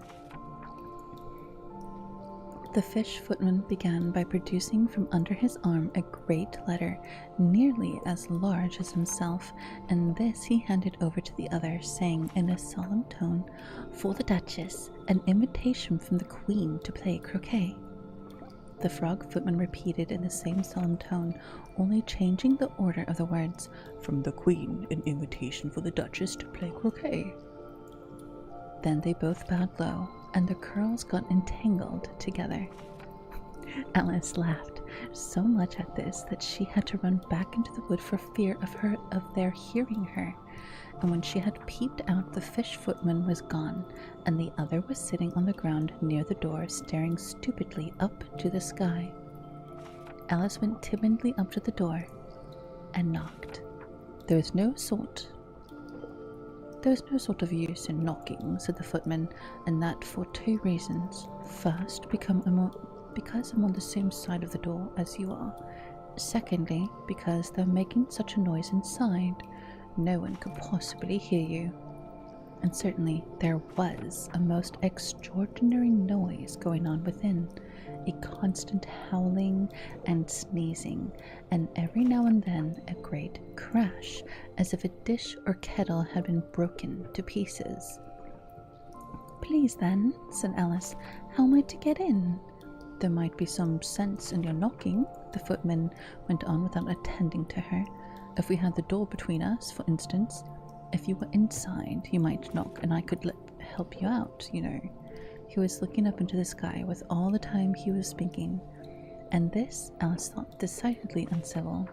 "But perhaps you can't help it," she said to herself. "His eyes are so very nearly at the top of his head, but at any rate he might answer questions. How am I to get in?" she repeated aloud. "I shall sit here," the footman remarked, "till tomorrow." At this moment the door of the house opened, and a large plate came skimming out straight at the footman's head. It just grazed his nose and broke to pieces against one of the trees behind him. "Or the next day, maybe," the footman continued in the same tone, exactly as if nothing had happened. "How am I to get in?" asked Alice again in a louder tone. "Are you to get in at all?" said the footman. "That's the first question, you know." It was, no doubt, only Alice did not to be told so. "It's really dreadful," she muttered to herself, "the way all the creatures argue. It's enough to drive one crazy." The footman seemed to think this a good opportunity for repeating his remark, with variations. "I shall sit here," he said, "on and off, for days and days." "But what am I to do?" asked Alice. "Anything you like," said the footman, and began whistling. "Oh, there's no use talking to him," Alice said desperately. "He's perfectly idiotic." and she opened the door and went in. The door led right into a large kitchen which was full of smoke from one end to the other. The Duchess was sitting on a three-legged stool in the middle, nursing a baby. The cook was leaning over the fire, stirring a large cauldron which seemed to be full of soup. "There's certainly too much pepper in that soup," Alice said to herself, as well as she could for sneezing. There was certainly too much of it in the air. Even the Duchess sneezed occasionally, and as for the baby, it was sneezing and howling alternately, without a moment's pause. The only thing in the kitchen that did not sneeze were the cook and a large cat which was sitting on the hearth and grinning from ear to ear.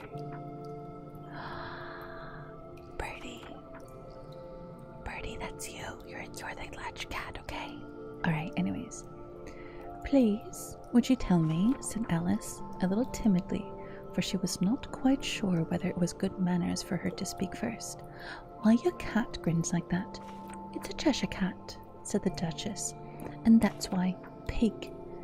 And she said the last word with such violence that Alice quite jumped, but she saw in another moment that it was addressed to the baby and not to her, so she took courage and went on again. "I don't know that Cheshire cats always grinned. In fact, I didn't know that cats could grin." "They all can," said the Duchess, "and most of them do." I don't know of any that do," Alice said very politely, feeling quite pleased to have got into a conversation. "You don't know much," said the Duchess, "and that's a fact." Alice did not at all like the tone of this remark, and thought it would be as well to introduce some other subject of conversation. While she was trying to fix on one, the cook took the cauldron of soup off the fire. "Bitter! Hi, Bitter! Welcome in, how was stream?" It's her! Brain fried. "Hi, Arcantos, welcome in. Hi, Bitter, how was stream?" Greetings from Arcanum, welcome in. How was your stream? How was just chatting? Were you playing anything, or did you just do chatting the whole time? Welcome in, Raiders. Welcome to Fever Cafe. I'm Mukia. I'm a siren with a necrotic affliction, and I run a cafe. If you guys would like a drink, I can do tea, boba, coffee, hot cocoa, however the cake is extra. And tonight is Reading Club night. We are on Chapter 6 of Alice in Wonderland. It was good. We did Resident Evil 5, then did one round of Peek and ended listening to Grimm Fairy Tales. Oh, I love the Grimm Fairy Tales. My favorite one is the one about, I think it's a Grimm Fairy Tale, the princess that has to save her brothers after they're turned into crows. That one's cute. I like that one. But Bitter, if you need to read and run, I understand. But if you want to look and hang out, you're obviously more than welcome to. That one is cute, right? Oh, I love that one. It's very, very sweet. I've always kind of had this thing about protective brothers. They're just so sweet and so cute. You know what I mean? I just want to like squish them. But it could also be because I have two brothers of my own. We listened to some of the darker ones, and the one about the Snow Queen. The Snow Queen is such a good one. There's so many different variations, but I love those. Good ones, good ones. I don't know if ads play on ASMR anymore, but if they do, they will be starting in a minute. Good night, Man's Form. Rest well. Like I said, the ads will be starting in another minute. I will be taking that minute, I'll be taking those 3 minutes if the ads do go off or not. For a little break, I'm going to refresh my water. I'm going to stand up and do a quick stretch before we continue reading. Still peeved with the sudden unannounced impromptu meeting at work. Cacophony of irritation. Oh, I'm sorry, Valonia. But have a good rest. Okay. I'm going to be taking a quick 3 minutes and we'll come back and we'll finish the rest of chapter 6. I'll be right back. There it is.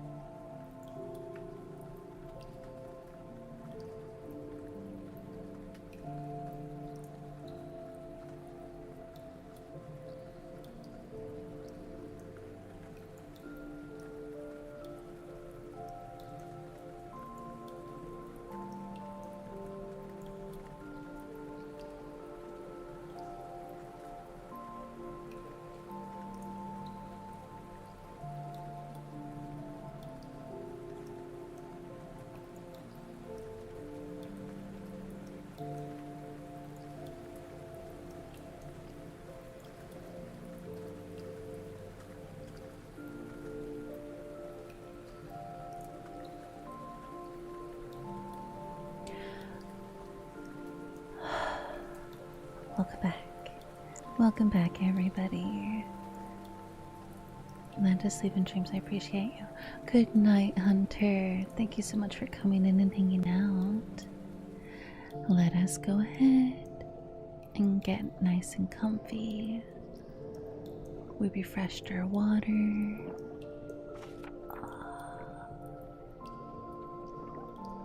We warmed up our coffee.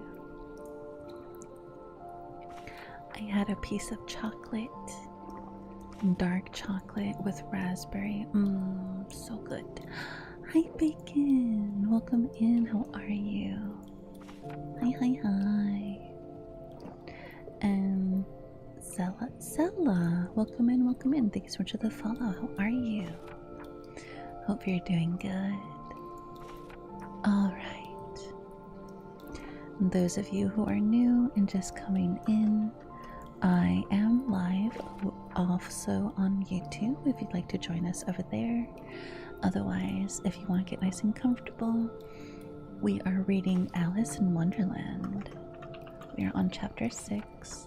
There is the link if you'd like to follow along with us. Try not to sneeze. Hi, Bacon Snack, how are you? Thank you for the kiss. I'm cozy, nice and cozy. Good, good, good. I got a blanket and I put it over my lap. Hi, Flood. How are you? Bless, of course. Thank you, thank you. Thank you, thank you, as Inky would say. Alright. Let's continue. From extreme. Oh. Do you have any ginger, Valonia? Ginger's supposed to be really good for tummy tumbles. I kiss the top, so I'll hover over the hair. You kissed the top. You did. You did kiss my hair. Do you know what? That's okay. I always thought it was really sweet and kind of romantic when, like, you would see those movies of, like, a knight, right? And he takes a lock of the girl's hair, whoever's in love with, and he just kisses the hair. I always think it's so cute. It's just like, oh, the hair kiss. I don't know. Is that me? That's just me. Very knightly, you know? Do you understand? Flood, do you get it? That's why I got. That's why I do it. Nice. Hi, Bitter. I melt when I see those gestures to a man who yearns to. A man who yearns is the man who earns. Exactly. Right? I find that cute, right? I always liked when I was dating this guy, that's the kind of stuff that he would do. He would play with my hair, and then he would like, babe, do you want me to brush your hair? Oh my god, yes, please. Please, please, please do that. And then like I would give him like head and neck scratchies. Oh, it was so nice. Or the top of the head. Yes, or the top of the head. Ugh. So nice. Oh yeah. He was sweet. But we wanted completely different things in life, but we remained friends. We remained friends, which was nice. You know, and a lot of people can say that about their exes.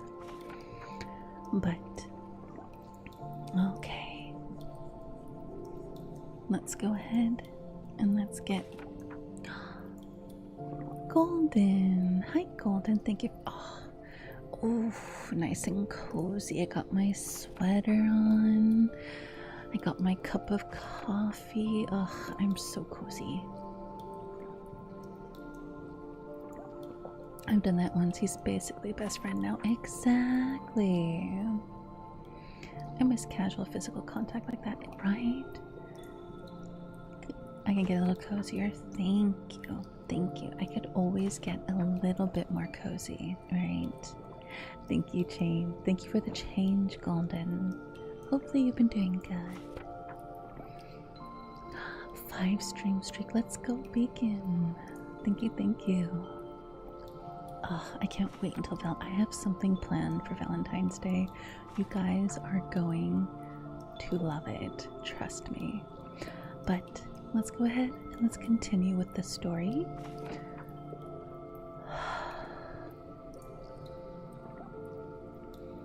Our friends, they started as friends too.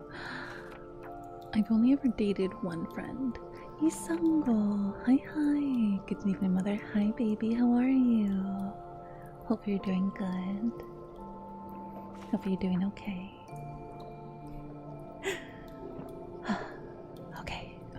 for reals now. I'm gonna lock in and I'm gonna do some reading.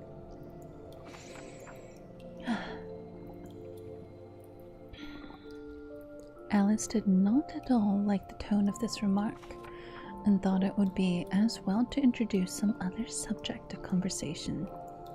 While she was trying to fix on one, the cook took the cauldron of soup off the fire.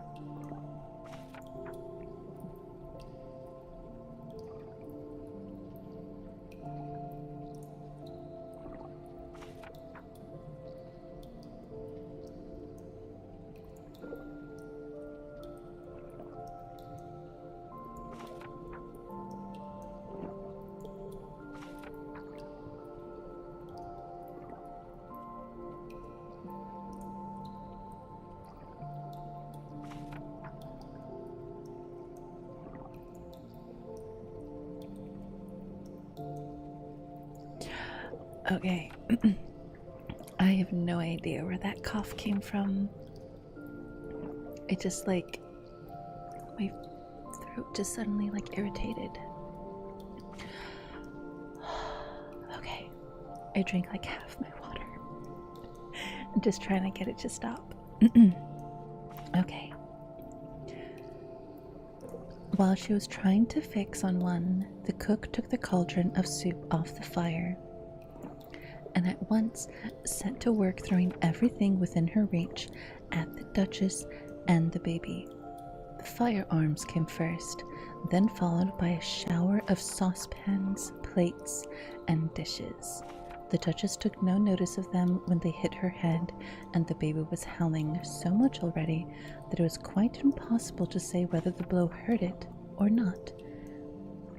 "Oh, please mind what you're doing," cried Alice, jumping up and down in an agony of terror. Oh, there goes his precious nose. And an unusually large saucepan flew close by it, and very nearly carried it off. "If everybody minded their own business," the Duchess said in a hoarse growl, "the world would go round a deal faster than it does." "Which would not be an advantage," said Alice, who felt very glad to get an opportunity of showing off a little of her knowledge. "Just think of what work it would make to make the day and night. You see, the Earth takes 24 hours to turn round its axis." "Talking of axes," said the Duchess, "chop off a head." Alice glanced rather anxiously at the cook to see if she meant to take the hint, but the cook was busily stirring the soup and seemed not to be listening, so she went on again. 24 hours, I think. Or is it 12? Don't bother me," said the Duchess. "I've never could abide figures." And with that she began nursing her child again, singing a sort of lullaby to it as she did so, and giving it a violent shake at the end of every line. "Speak roughly to a little boy, and beat him when he sneezes. He only does it to annoy, because you know it teases." The chorus, in which the cook and the baby joined, "Whoa, whoa, whoa."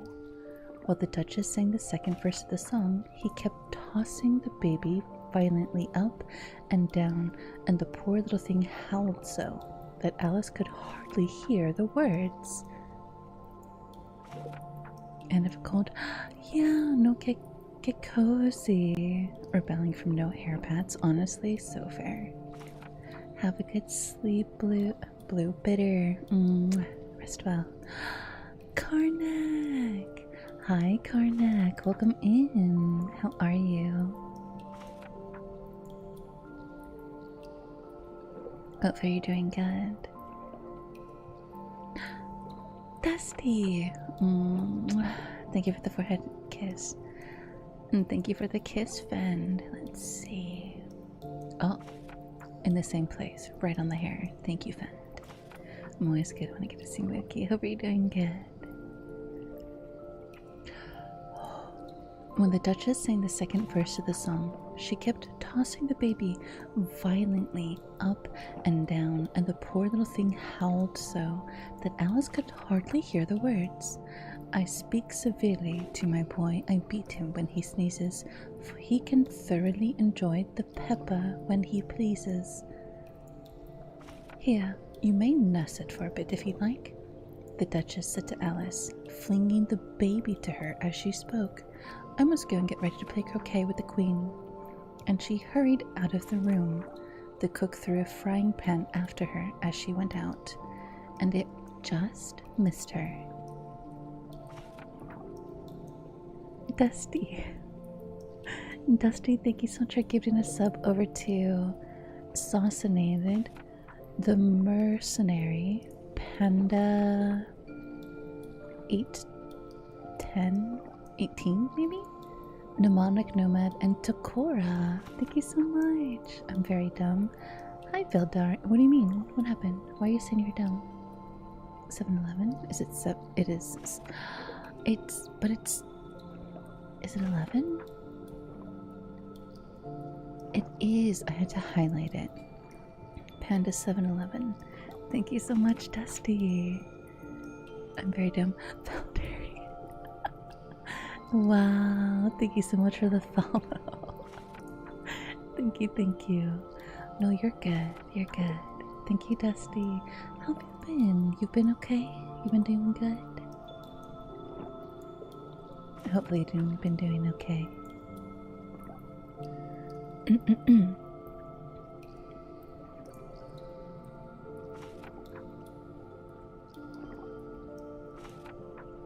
I fell asleep last morning without following, but joined server.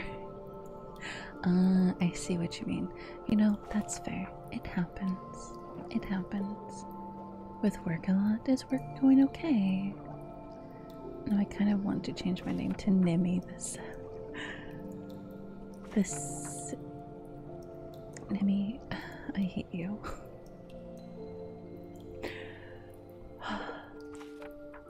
Alice caught the baby with some difficulty, as it was a queer-shaped little creature, and held out its arms and legs in all directions. Just like a starfish, thought Alice. The poor little thing was snorting like a steam engine when she caught it, and kept doubling itself up and straightening itself out again, so that altogether for the first minute or two, it was as much as she could do to hold it. As soon as she had made out the proper way of nursing it, which was to twist it up in a sort of knot and then keep tight hold of its right ear and left foot so as to prevent it undoing itself, she carried it out into the open air. If I don't take this child away with me, thought Alice, they're sure to kill it in a day or two. Wouldn't it be murder to leave it behind? She said the last word out loud, and the little thing grunted in reply. It had left off sneezing by this time. Don't grunt, said Alice. It's not at all proper way of expressing yourself. The baby grunted again, and Alice looked very anxiously into its face to see what was the matter with it. There could be no doubt that it was a very turnip nose. Much more like a snout than a real nose. Also, its eyes were getting extremely small for a baby. Altogether, Alice did not like the look of the thing at all. But perhaps it was only sobbing, she thought, and looked into its eyes again to see if there were any tears. No, there were no tears. If you're going to turn into a pig, my dear, said Alice seriously, I'll have nothing more to do with you. Mind now.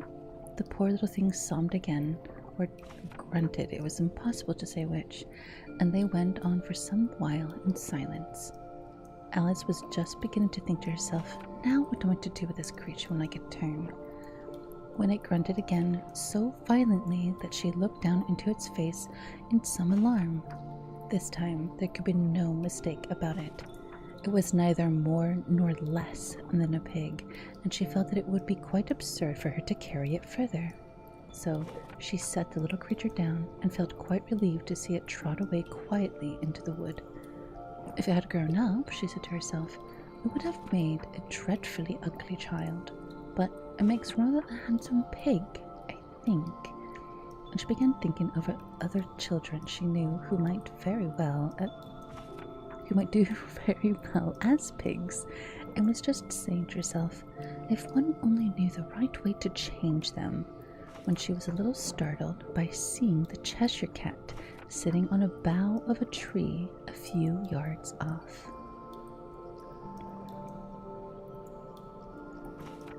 The cat only grinned when it saw Alice. It looked good-natured, she thought. Still, it had very long claws and a great many teeth, so she felt that it ought to be treated with respect. Okay. I have an idea, and I'm going to try to see if I can keep it up. Cheshire Birdie, she began rather timidly, as she did not know at all whether it would like that name. However, it only grinned a little wider. Come, it's pleased so far, thought Alice as she went on. Would you tell me, please, which way I ought to go from here? That depends a good deal on whether you want to get to, said Birdie. I don't much care where, said Alice. Then it doesn't matter which way you go, said the cat. As long as I get somewhere, Alice added as an explanation. Oh, you're sure to do that, said Birdie, if only you walk long enough. Alice felt that this could not be denied, so she tried another question. What sort of people live about here? In that direction, Birdie said, waving her paw round, lives the Hatter, and in that direction, waving the other paw, lives the March Hare. Visit either you'd like. They're both mad. But I don't want to go among mad people, Alice remarked. Oh, but you can't help that, said Birdie. We're all mad here. I'm mad. You're mad. How do you know I'm mad? Said Alice. You must be, said Birdie, or you wouldn't have come here. Alice didn't think that proved it at all. However, she went on, and how do you know that you're mad? To begin with, said Birdie, a dog's not mad. You grant that? I suppose so, said Alice. Well then, Birdie went on, you see, a dog growls when it's angry and wags its tail when it's pleased. Now, I growl when I'm pleased and wag my tail when I'm angry. Therefore, I'm mad. I call it purring, not growling, said Alice.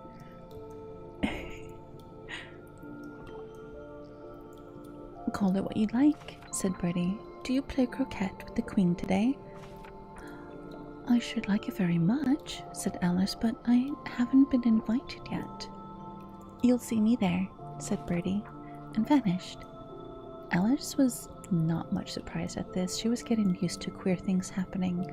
While she was looking at the place where it had been, it suddenly appeared again. By the by, what became of the baby? Said Birdie. I'd nearly forgotten to ask.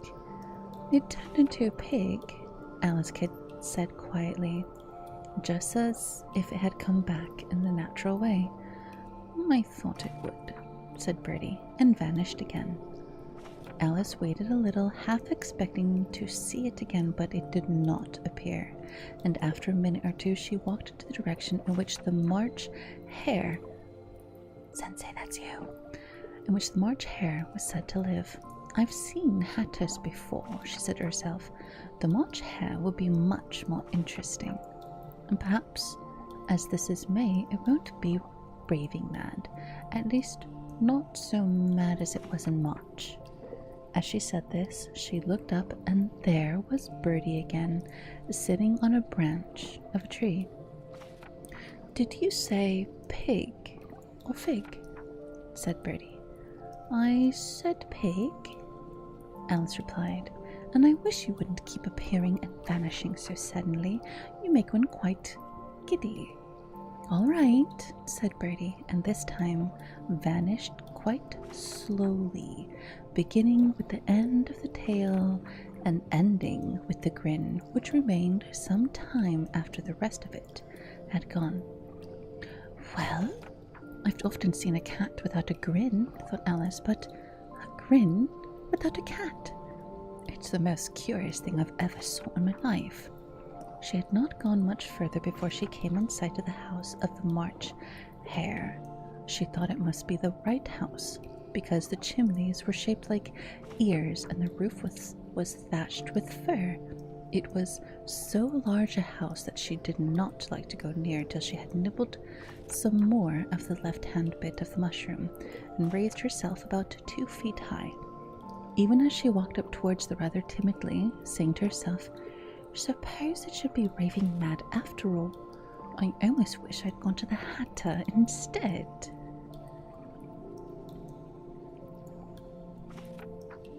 Wait, what?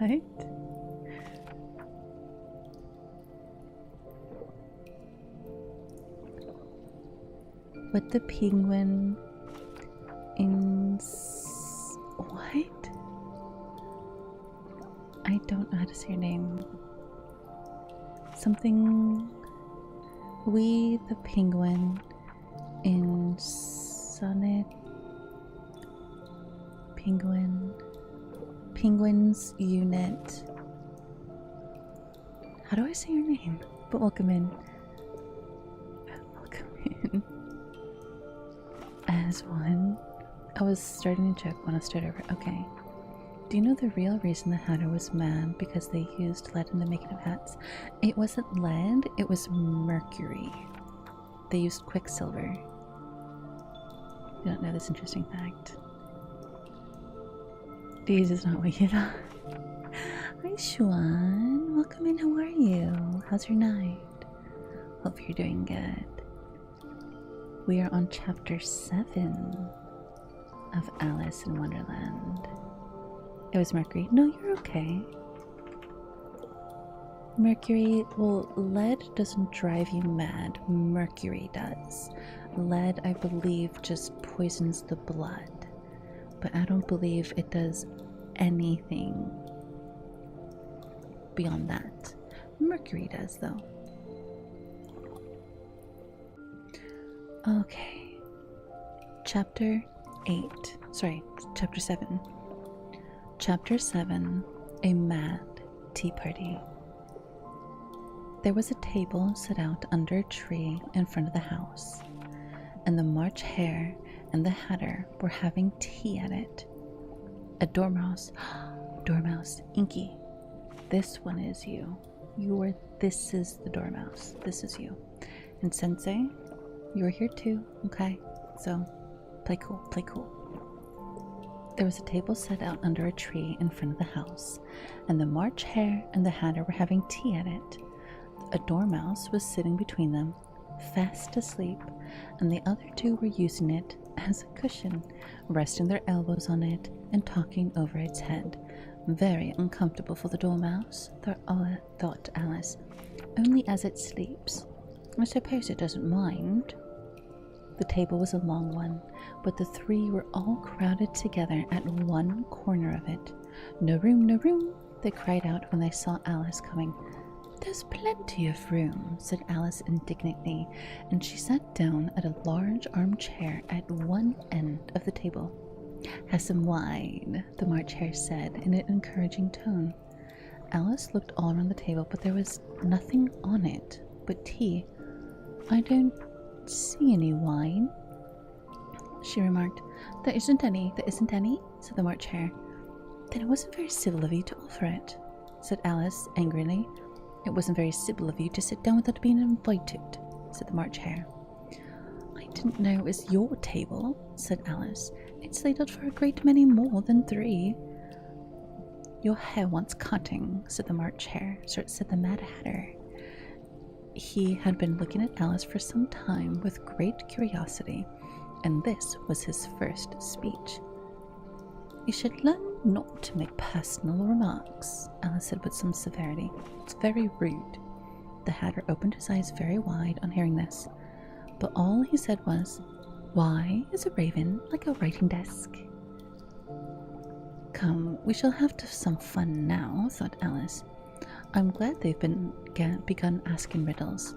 I believe I can guess that," she added aloud. "Do you mean to think you can find the answer to it?" said the March Hare. Exactly so, said Alice. Then you should say what you mean, the March Hare went on. I do, Alice had replied hastily. At least what I mean what I say. It's the same thing, you know. Not the same thing a bit, said the Hatter. You might just as well say that I see what I eat is the same thing as I eat what I see. You might just as well say, the March Hare, that I like what I get is the same thing as I get what I like. You might just well say, said the Dormouse, who seemed to be talking in his sleep, that I breathe when I sleep is the same thing as I sleep when I breathe. It is the same thing with you, said the Hatter, and here the conversation dropped, and the party sat silent for a while, while Alice thought over all she could remember about ravens and writing desks, which wasn't much. The Hatter was the first to break the silence. What day of the month is it? He asked, turning to Alice. He had taken his watch out of his pocket and was looking at it uneasily, shaking every now and then and holding it to his ear. Alice considered a little and then said, The 4th. 2 days wrong, said the Hatter. I told you butter wouldn't suit the works, he added, looking angrily at the March Hare. It was the best butter, March Hare meekly replied. Was the best butter.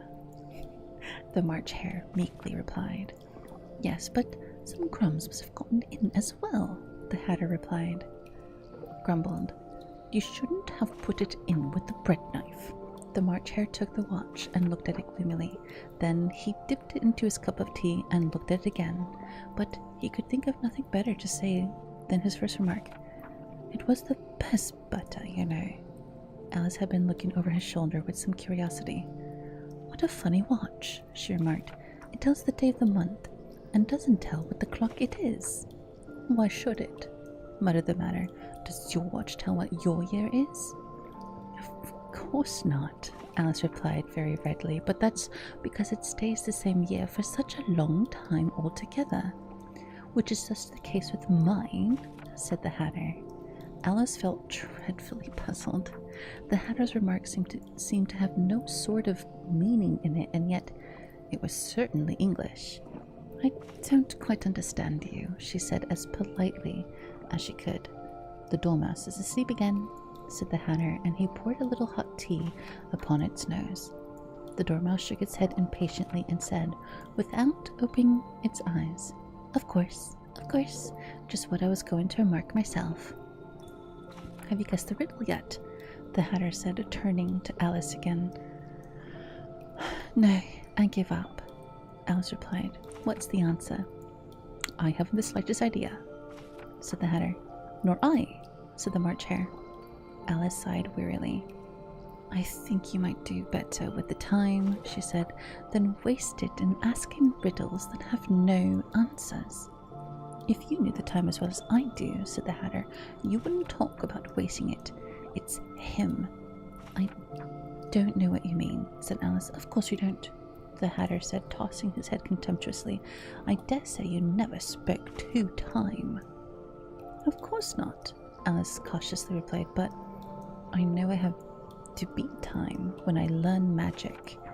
Ah, that accounts for it, said the Hatter. He won't stand beating. Now, if you only keep in good terms with him, he'd do almost anything you like with the clock. For instance, suppose it were 9 o'clock in the morning, just time for beginning lessons. You'd only have to whisper a hint to time, and round goes the clock in a twinkling. 1:30, time for dinner. I only wish it was, the March Hare said to itself in a whisper. That would be grand, certainly, said Alice thoughtfully. But then I shouldn't be hungry for it, you know. Not at first, perhaps, said the Hatter, but you could keep it 1:30 as long as you'd like. Is that the way you manage? Alice asked. The Hatter shook his head mournfully. Not I, he replied. We quarrelled last March, just before he went mad, you know, pointing with his teaspoon at the March Hare. was a great concern given by the Queen of Hearts. I had to sing, "Twinkle, twinkle, little bat, I wonder where you're at." You know the song, perhaps? I've heard something like it, said Alice. It goes on, you know, the Hatter continued. In this way, up above the world you fly, like a tea tray in the sky. Twinkle, twinkle. Here the Dormouse shook itself and began singing in its sleep. Twinkle, twinkle, twinkle, twinkle, and went on so long that they had to pinch it to make it stop. Well, I hardly finished the first verse, said the Hatter, when the Queen jumped up and bawled out, "He's murdering the time, off with his head." "How dreadfully savage!" exclaimed Alice. And ever since then, the Hatter went on in a mournful tone, "He won't do a thing I ask. It's always 6 o'clock now." A bright idea came into Alice's head. "Is that the reason so many tea things are put out here?" she asked. "Yes, that's it," said the March Hare with a sigh. "It's always tea time, and we've no time to wash the things between whistles."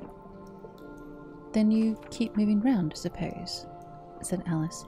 "Exactly so," said the Hatter, "as the things get used up." "But what happens when you come to the beginning again?" Alice ventured to ask. "Suppose we change the subject," March Hare interrupted, yawning. "I'm getting tired of this. I vote the young lady tells a story." "I'm afraid I don't know one," said Alice, rather alarmed at the proposal. "Then the Dormouse shall," they both cried. "Wake up, Dormouse!" And they pinched it on both sides at once. The Dormouse slowly opened its eyes. "I wasn't sleeping," he said in a hoarse, feeble voice. "I heard every word your fellows were saying." "Tell us a story," said the March Hare. "Yes, please do," replied Alice. "And be quick with it," added the Hatter, "or you'll be asleep again before it's done." "Once upon a time, there were 3 little sisters," the Dormouse began in a great hurry, "and the name was Elsie, Lacey, and Tilly. They lived at the bottom of a well." "What did they live on?" said Alice, who always took great interest in questions of eating and drinking. "They lived on treacle," said the Dormouse, after thinking a minute or two. "They couldn't have done that, you know," Alice gently remarked. "They'd have been ill." "So they were," said the Dormouse, "very ill." Treacle. Sorry, that's just... Alice tried to fancy to herself what such an extraordinary way of living would be like, and it puzzled her too much, so she went on. "But why did they live at the bottom of a well?" "Take some more tea," the March Hare said to Alice very earnestly. "I've had nothing yet," replied Alice in an offended tone, "so I can't take more." "You mean you can't take less?" said the Hatter. "It's very easy to take more than nothing." "Nobody asked your opinion," said Alice. "Who's making personal remarks now?" the Hatter asked triumphantly. Alice did not quite know what to say to this, so she helped herself to some tea and bread and butter, and then turned to the Dormouse and repeated her question. Why did they live at the bottom of a well? The Dormouse again took a minute or two to think about it and then say, "It was a treacle well." "There's no such thing." Alice was beginning very angrily, but the Mad Hatter and March Hare went, "Shh." The Dormouse sulkily remarked, "If you can't be civil, you better finish the story for yourself." "No, please, go on," Alice said humbly. "I won't interrupt again. I dare say there may be one." "One indeed," said the Dormouse indignantly. However, she continued to go on. "And so, these 3 little sisters, they were learning to draw, you know." "What did they draw?" said Alice, quite forgetting her promise. "Treacle," said the Dormouse, without considering at all this time. I want a clean cup, interrupted the Hatter. Let's all move to one place. He moved on as he spoke, and the Dormouse followed him. The March Hare moved into the Dormouse's place, and Alice, rather unwillingly, took the place of the March Hare.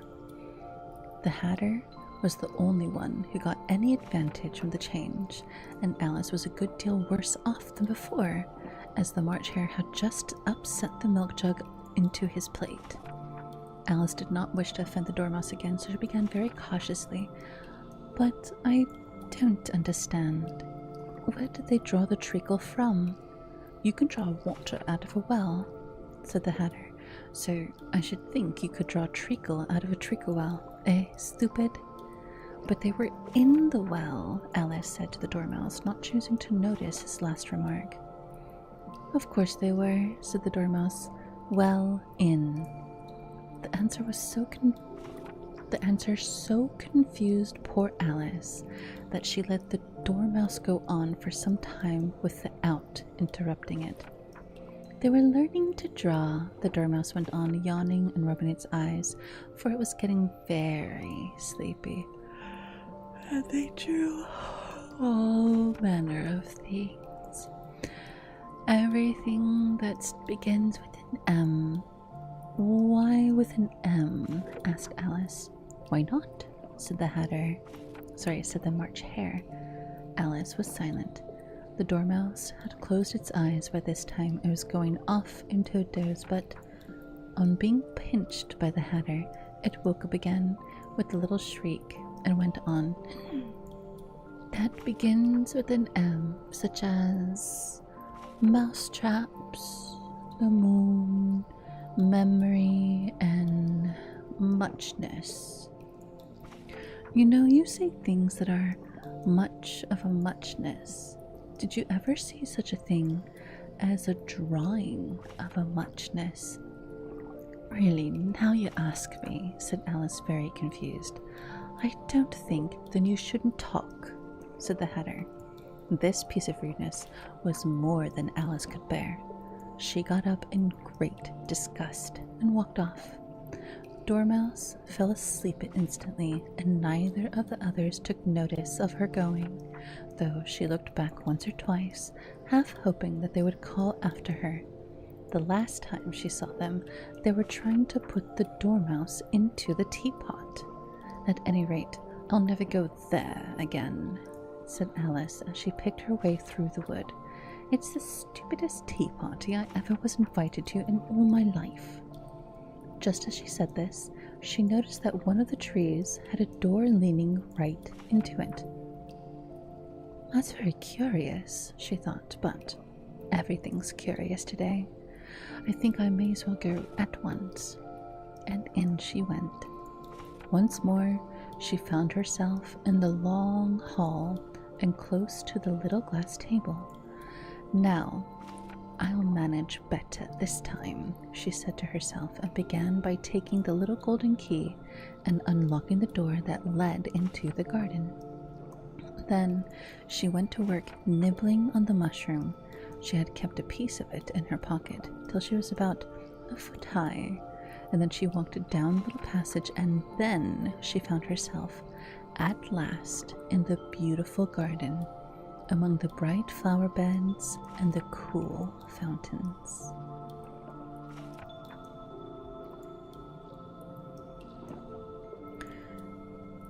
Treacle in this part of the story was 6-7.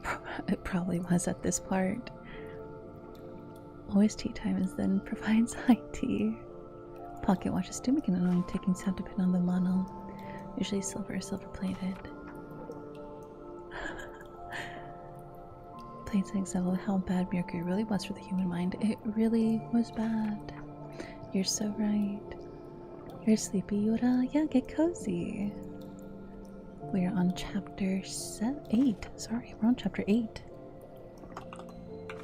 Let's see, what time is it? We might have time to finish the next chapter.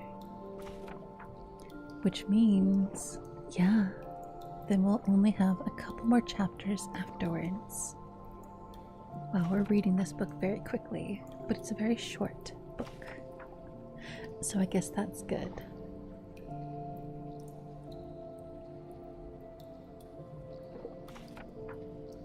One more, yes, one more story. And because we reached the daily sub goal, we actually surpassed it by a couple. So we are at 8 out of 5. Because we reached that, we will be singing a song at the end of stream tonight to help everybody sleep. So let's go ahead and let's do one more chapter, and then I'll get ready for the lullaby. Okay. Oof. Quick stretch of the neck. Okay. And let's continue. Chapter 8. The Queen's Croquet Guard. Thank you for the care package, Vera. Alright, everybody, sit up at your desk. Tilt your head to the left. And tilt your head to the right. Look up. And look down. Sit up and drink some wawa.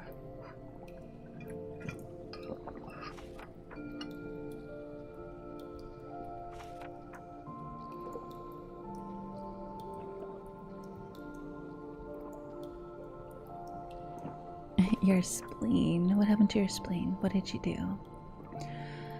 I'm too old to move like that. No, you got this. I believe in you. Okay. Chapter 8. The Queen's Croquet Ground. Croquet Ground. There we go. The Queen's Croquet Ground. Wow, that's tongue twister and I don't know why. A large rose tree stood near the entrance of the garden. The roses growing on it were white, but there were 3 gardeners at it, busily painting them red. Alice thought this was a very curious thing, and she went near to watch them. Just as she came up to them, she heard one of them say, "Look out now, 5. Don't go splashing paint all over me like that." "I couldn't help it," said 5 in a sulky tone. 7 jogged my elbow. On which 7 looked up and said, "That's right, 5. Always lay the blame on others." "You'd better not talk," said 5. "I heard the Queen say only yesterday you deserved to be beheaded." "What for?" said the one who had spoken first. "That's none of your business, too," said 7. "Yes, it is his business," said 5, "and I'll tell him. It was for bringing the cook tulip roots instead of onions." 7 flung down his brush and had just begun.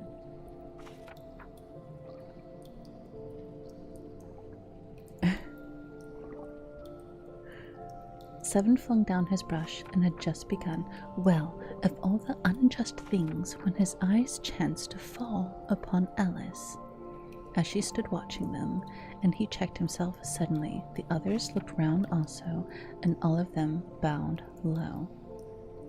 "Would you tell me," said Alice a little timidly, "why you're painting those red?" 5 and 7 said nothing, but looked at 2. 2 began in a low voice. "Why, the fact is, you see, miss, here ought to have been a red rose tree. We put a white one in by mistake. And if the Queen was to fix it, find out, we should all have our heads cut off, you know. So, you see, miss, we're doing our best before she comes to, at this moment, 5. Excuse me. At this moment, 5, who had been anxiously looking across the garden, called out, "The Queen! The Queen!" And the 3 gardeners instantly threw themselves flat upon their faces. There was a sound of many footsteps, and Alice looked round, eager to see the Queen. First came 10 soldiers carrying clubs. These were all shaped like the 3 gardeners, oblong and flat, with their hands and feet at the corners. Next, the 10 courtiers. These were ornamented all over with diamonds, and walked 2 and 2 as the soldiers did. After these came the royal children. There were 10 of them, and the little dears came jumping merrily along, hand in hand. In couples, they were all ornamented with hearts. Next came the guests, mostly kings and queens. Among them, Alice recognized the white rabbit. It was talking in a hurried, nervous manner, smiling at everything that was said, and went by without noticing her. Then followed the knave of hearts, carrying the king's crown on a crimson velvet cushion, and last of all his grand procession came the king and queen of hearts. Alice was rather doubtful whether she ought to lie down on her face like the 3 gardeners, but she could not remember ever having heard of such a rule at processions. And besides, what would be the use of a procession? She thought, if people had to lie down upon their faces so they couldn't see it. So she stood still where she was and waited. When the procession came opposite to Alice, they all stopped and looked at her, and the queen said severely, "Who is this?" she said to the knave of hearts, who only bowed and smiled in reply. "Idiot," said the queen, tossing her head impatiently, and turning to Alice, she went on, "What's your name, child?" "My name is Alice, so please your majesty." And Alice very politely, but she added to herself, "Why, they're only a pack of cards after all. I needn't be afraid of them." "And who are these?" said the queen, pointing to the 3 gardeners who were lying round the rose tree. For, you see, they were lying on their faces, and the pattern on their backs was the same as the rest of the pack. She could not tell whether they were gardeners, or soldiers, or courtiers, or 3 of her own children. "How should I know?" said Alice, surprised at her own courage. "It's no business of mine." The queen turned crimson with fury, and after glaring at her for a moment like a wild beast, screamed, "Off with her head! Off! Nonsense!" said Alice very loudly and decidedly, and the queen was silent. The king laid his hand upon her arm and timidly said, "Consider, my dear, she is only a child." The queen turned angrily away from him and said to the knave, "Turn them over." The knave did so, very carefully, with 1 foot. "Get up," said the queen in a shrill voice, loud, and the 3 gardeners instantly jumped up and began bowing to the king, the queen, the royal children, and everybody else. "Leave off that," screamed the queen. "You're making me giddy." And then, turning to the rose tree, she went on, "What have you been doing here?" "I see," said the queen, who had meanwhile been examining the roses. "Off." "Oh, wait, hold on, I missed. What have you been doing here?" "May it please your majesty," said 2, in a very humble tone, going down on 1 knee as she spoke, "we would trying—" "I see," said the queen, who had meanwhile been examining the roses. "Off with the heads," and the procession moved on, 3 of the soldiers remaining behind to execute the unfortunate gardeners, who ran to Alice for protection. "You shan't be beheaded," said Alice, as she put them into a large flower pot that stood near. The 3 soldiers wandered about for a minute or 2, looking for them, and then quietly marched off after the others. "Are their heads off?" shouted the queen. "The heads are gone, if it please your majesty," the soldiers shouted in reply. "That's right," shouted the queen. "Can you play croquet?" The soldiers were silent and looked at Alice, as the question was evidently meant for her. "Yes," shouted Alice. "Come on then," roared the Queen, and Alice joined the procession, wondering very much what would happen next. It's a very fine day," said the timid voice at her side. She was walked by the White Rabbit, who was peeping anxiously into her face. "Very," said Alice. "Where's the Duchess?" "Shh, hush, hush, hush, hush," said the rabbit in a low, hurried tone. He looked anxiously over her shoulder as he spoke, and then raised himself on tiptoe to put his mouth close to her ear and whispered, "She's under sentence of execution." "What for?" said Alice. "Did you say, 'What a pity'?" the rabbit asked. "No, I didn't," said Alice. "I don't think it's a pity at all. I said, 'What for?'" "She boxed the Queen's ears," the rabbit said. Alice gave a little scream of laughter. "Oh, hush," the rabbit whispered in a frightened tone. "The Queen will hear you. You see, she came rather late. The Queen said—" "Get to your place," shouted the Queen in a voice of thunder. The people began running about in all directions, trembling up against each other. However, they got settled down in a minute or two, and the game began. Alice thought she had never seen such a curious croquet ground in her life. It all was ridges and furrows, and the balls were live hedgehogs, the mallets live flamingos, and the soldiers had to double themselves up and to stand on their hands and feet to make the arches. The chief difficulty Alice found at first was the managing of her flamingo. She succeeded in getting its body tucked away comfortably enough under her arm, with its legs hanging down, but generally, just as she had got its neck nicely straightened out and was going to give the hedgehog a blow with its head, it would twist itself around and look up at her face with such a puzzled expression that she could not help bursting out laughing. And when she had got its head down and was going to begin again, it was very provoking to find that the hedgehog had unrolled himself and was in the act of crawling away. Besides all this, there was generally a ridge or furrow in the way wherever she wanted to send the hedgehog to, and as the doubled up soldiers were always getting up and walking off to the other parts of the ground, Alice soon came to the conclusion that it was a very difficult game indeed. The players all played at once without waiting for turns, quarreling all the while and fighting for the hedgehogs. In a very short time, the Queen was in a furious passion and went stomping about and shouting, "Off with his head," or "Off with her head," at about once in a minute.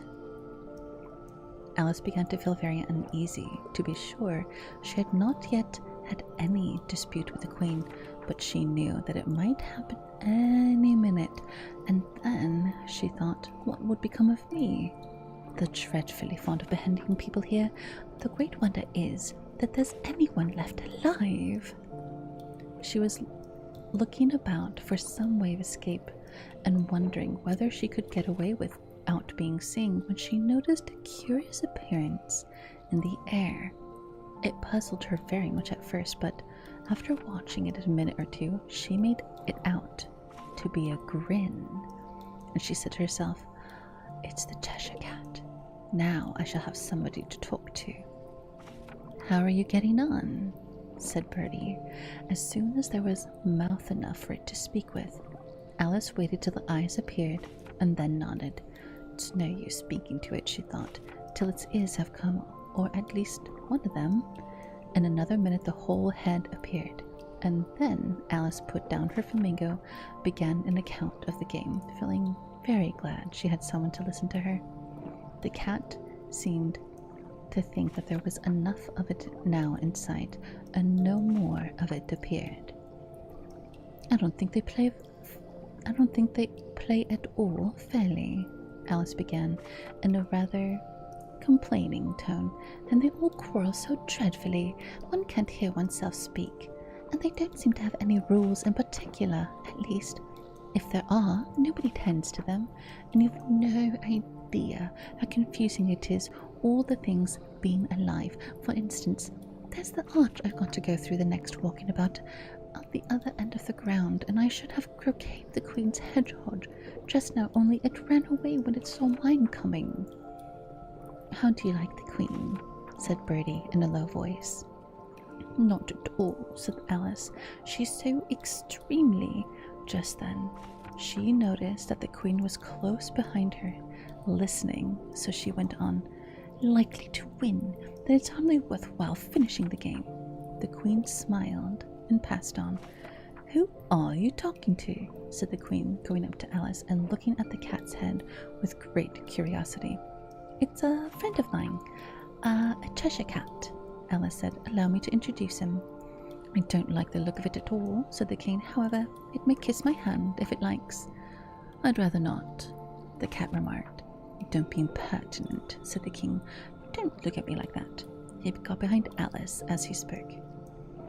The cat may look at the king, said Alice. I've read that in some book. I don't remember where. Well, it must be removed, said the king very decidedly, and he called the queen, who was passing at the moment. My dear, I wish you would have this cat removed. The queen had only one way of settling all difficulties, great or small. Off with his head, she said without even looking around. I'll fetch the executioner myself, said the king eagerly, and he hurried off. Alice thought she might as well go back and see how the game was going on, as she heard the queen's voice in the distance screaming with passion. She had already heard her sentence 3 of the players to be executed for having missed their turns, and she did not like the look of things at all, as the game was in such confusion that she never knew whether it was her turn or not, so she went in search of her hedgehog. The hedgehog was engaged in a fight with another hedgehog, which seemed to Alice an excellent opportunity for croqueting one of them with the other. The only difficulty was that her flamingo had gone across to the other side of the garden, where Alice could see it trying in a helpless sort of way to fly up into a tree. By the time she had caught the flamingo and brought it back, the flight was over, and both the hedgehogs were out of sight. But it doesn't much matter, thought Alice, as all the archers are gone from this side of the ground. So she tucked it away under her arm, and that it might not escape again, then went back for a little more conversation with her friend. When she got back to the Cheshire Cat, she was surprised to find quite a large crowd collected around it. There was a dispute going on between the executioner, the king, and the queen, who were all talking at once, while all the rest were quite silent and looked very uncomfortable. The moment Alice appeared, she was appealed to by all 3 to settle the question, and they repeated their arguments to her, though as they all spoke at once, she found it very hard to make out exactly what they said. The executioner's argument was that you couldn't cut off a head unless there was a body to cut it from. He had never had to do such a thing before, and he wasn't going to begin at his time of life. The king's argument was that anything that had a head could be beheaded, and that you weren't to talk nonsense. The queen's argument was that if something wasn't done about it in less than no time, she'd have everybody executed all around. It was this last remark that made the whole party look so grave and anxious. Alice could think of nothing else to say but, "It belongs to the Duchess. You'd better ask her about it." "She's in prison," said the queen, said to the executioner, "Fetch her here," and the executioner went off like an arrow. The cat's head began fading away the moment he was gone, and by the time he had come back with the Duchess, it had entirely disappeared. So the king and the executioner ran wildly up and down looking for it, where the rest of the party went back to the game. What a game. Oh my gosh. Imagine having to play this game. I would not. I'd be like, I'm suddenly blind. Dorian, hi, thanks for the follow. Welcome in. How are you? Hopefully, everybody enjoyed the story so far. We are on chapter 9. So, after next week, we will be starting another story. I will decide on that. I didn't know Alice in Wonderland was such a short book. I thought it was a little bit longer. So, next week, we'll finish Alice in Wonderland and we'll start another story. But for now, we're going to go ahead and we're going to put the reading stuff away. And we are going to do a quick lullaby before we end for the night. I owe you guys one for getting us to the daily subs. We're past it.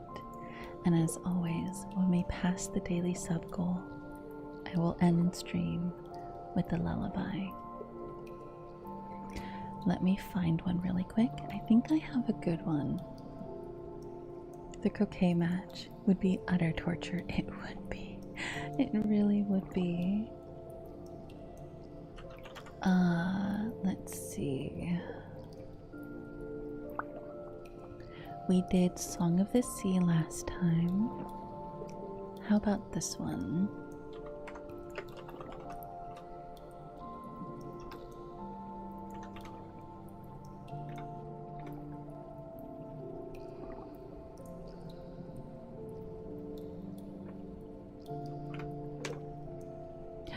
Here we go. No. This one. Alright. Let me go ahead and just get things ready. Alright.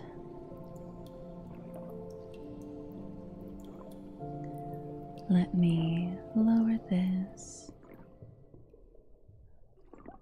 Okay.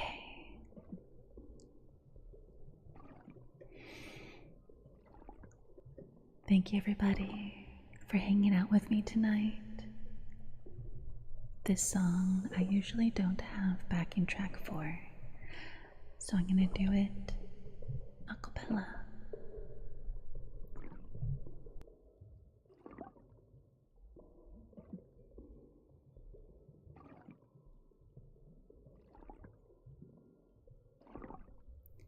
Okay, I passed out. Well, good morning.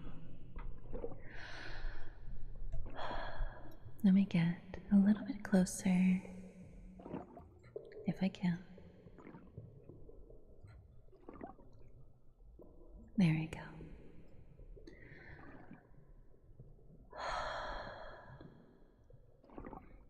If you hear the whistle blow, you will know that I am gone.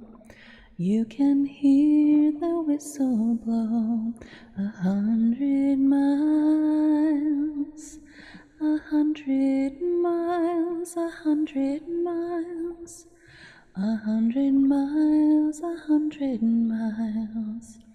You can hear the whistle blow 100 miles. I am one, I am two, I am three, I am four, I am 500 miles away from home, away from home, away from home, away from home, away from home. I am 500 miles away from home.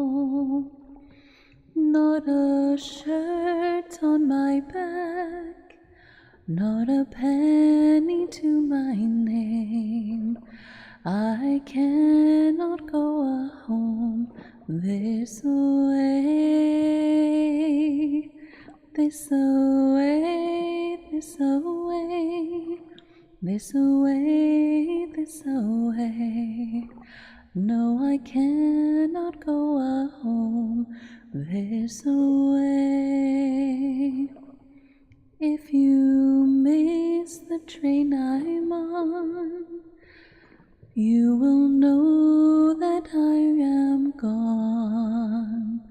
I am 500 miles away from home. Very short, but there you go. Thank you, everybody, for joining. Hopefully, you enjoyed the song, and I will see you on YouTube next week.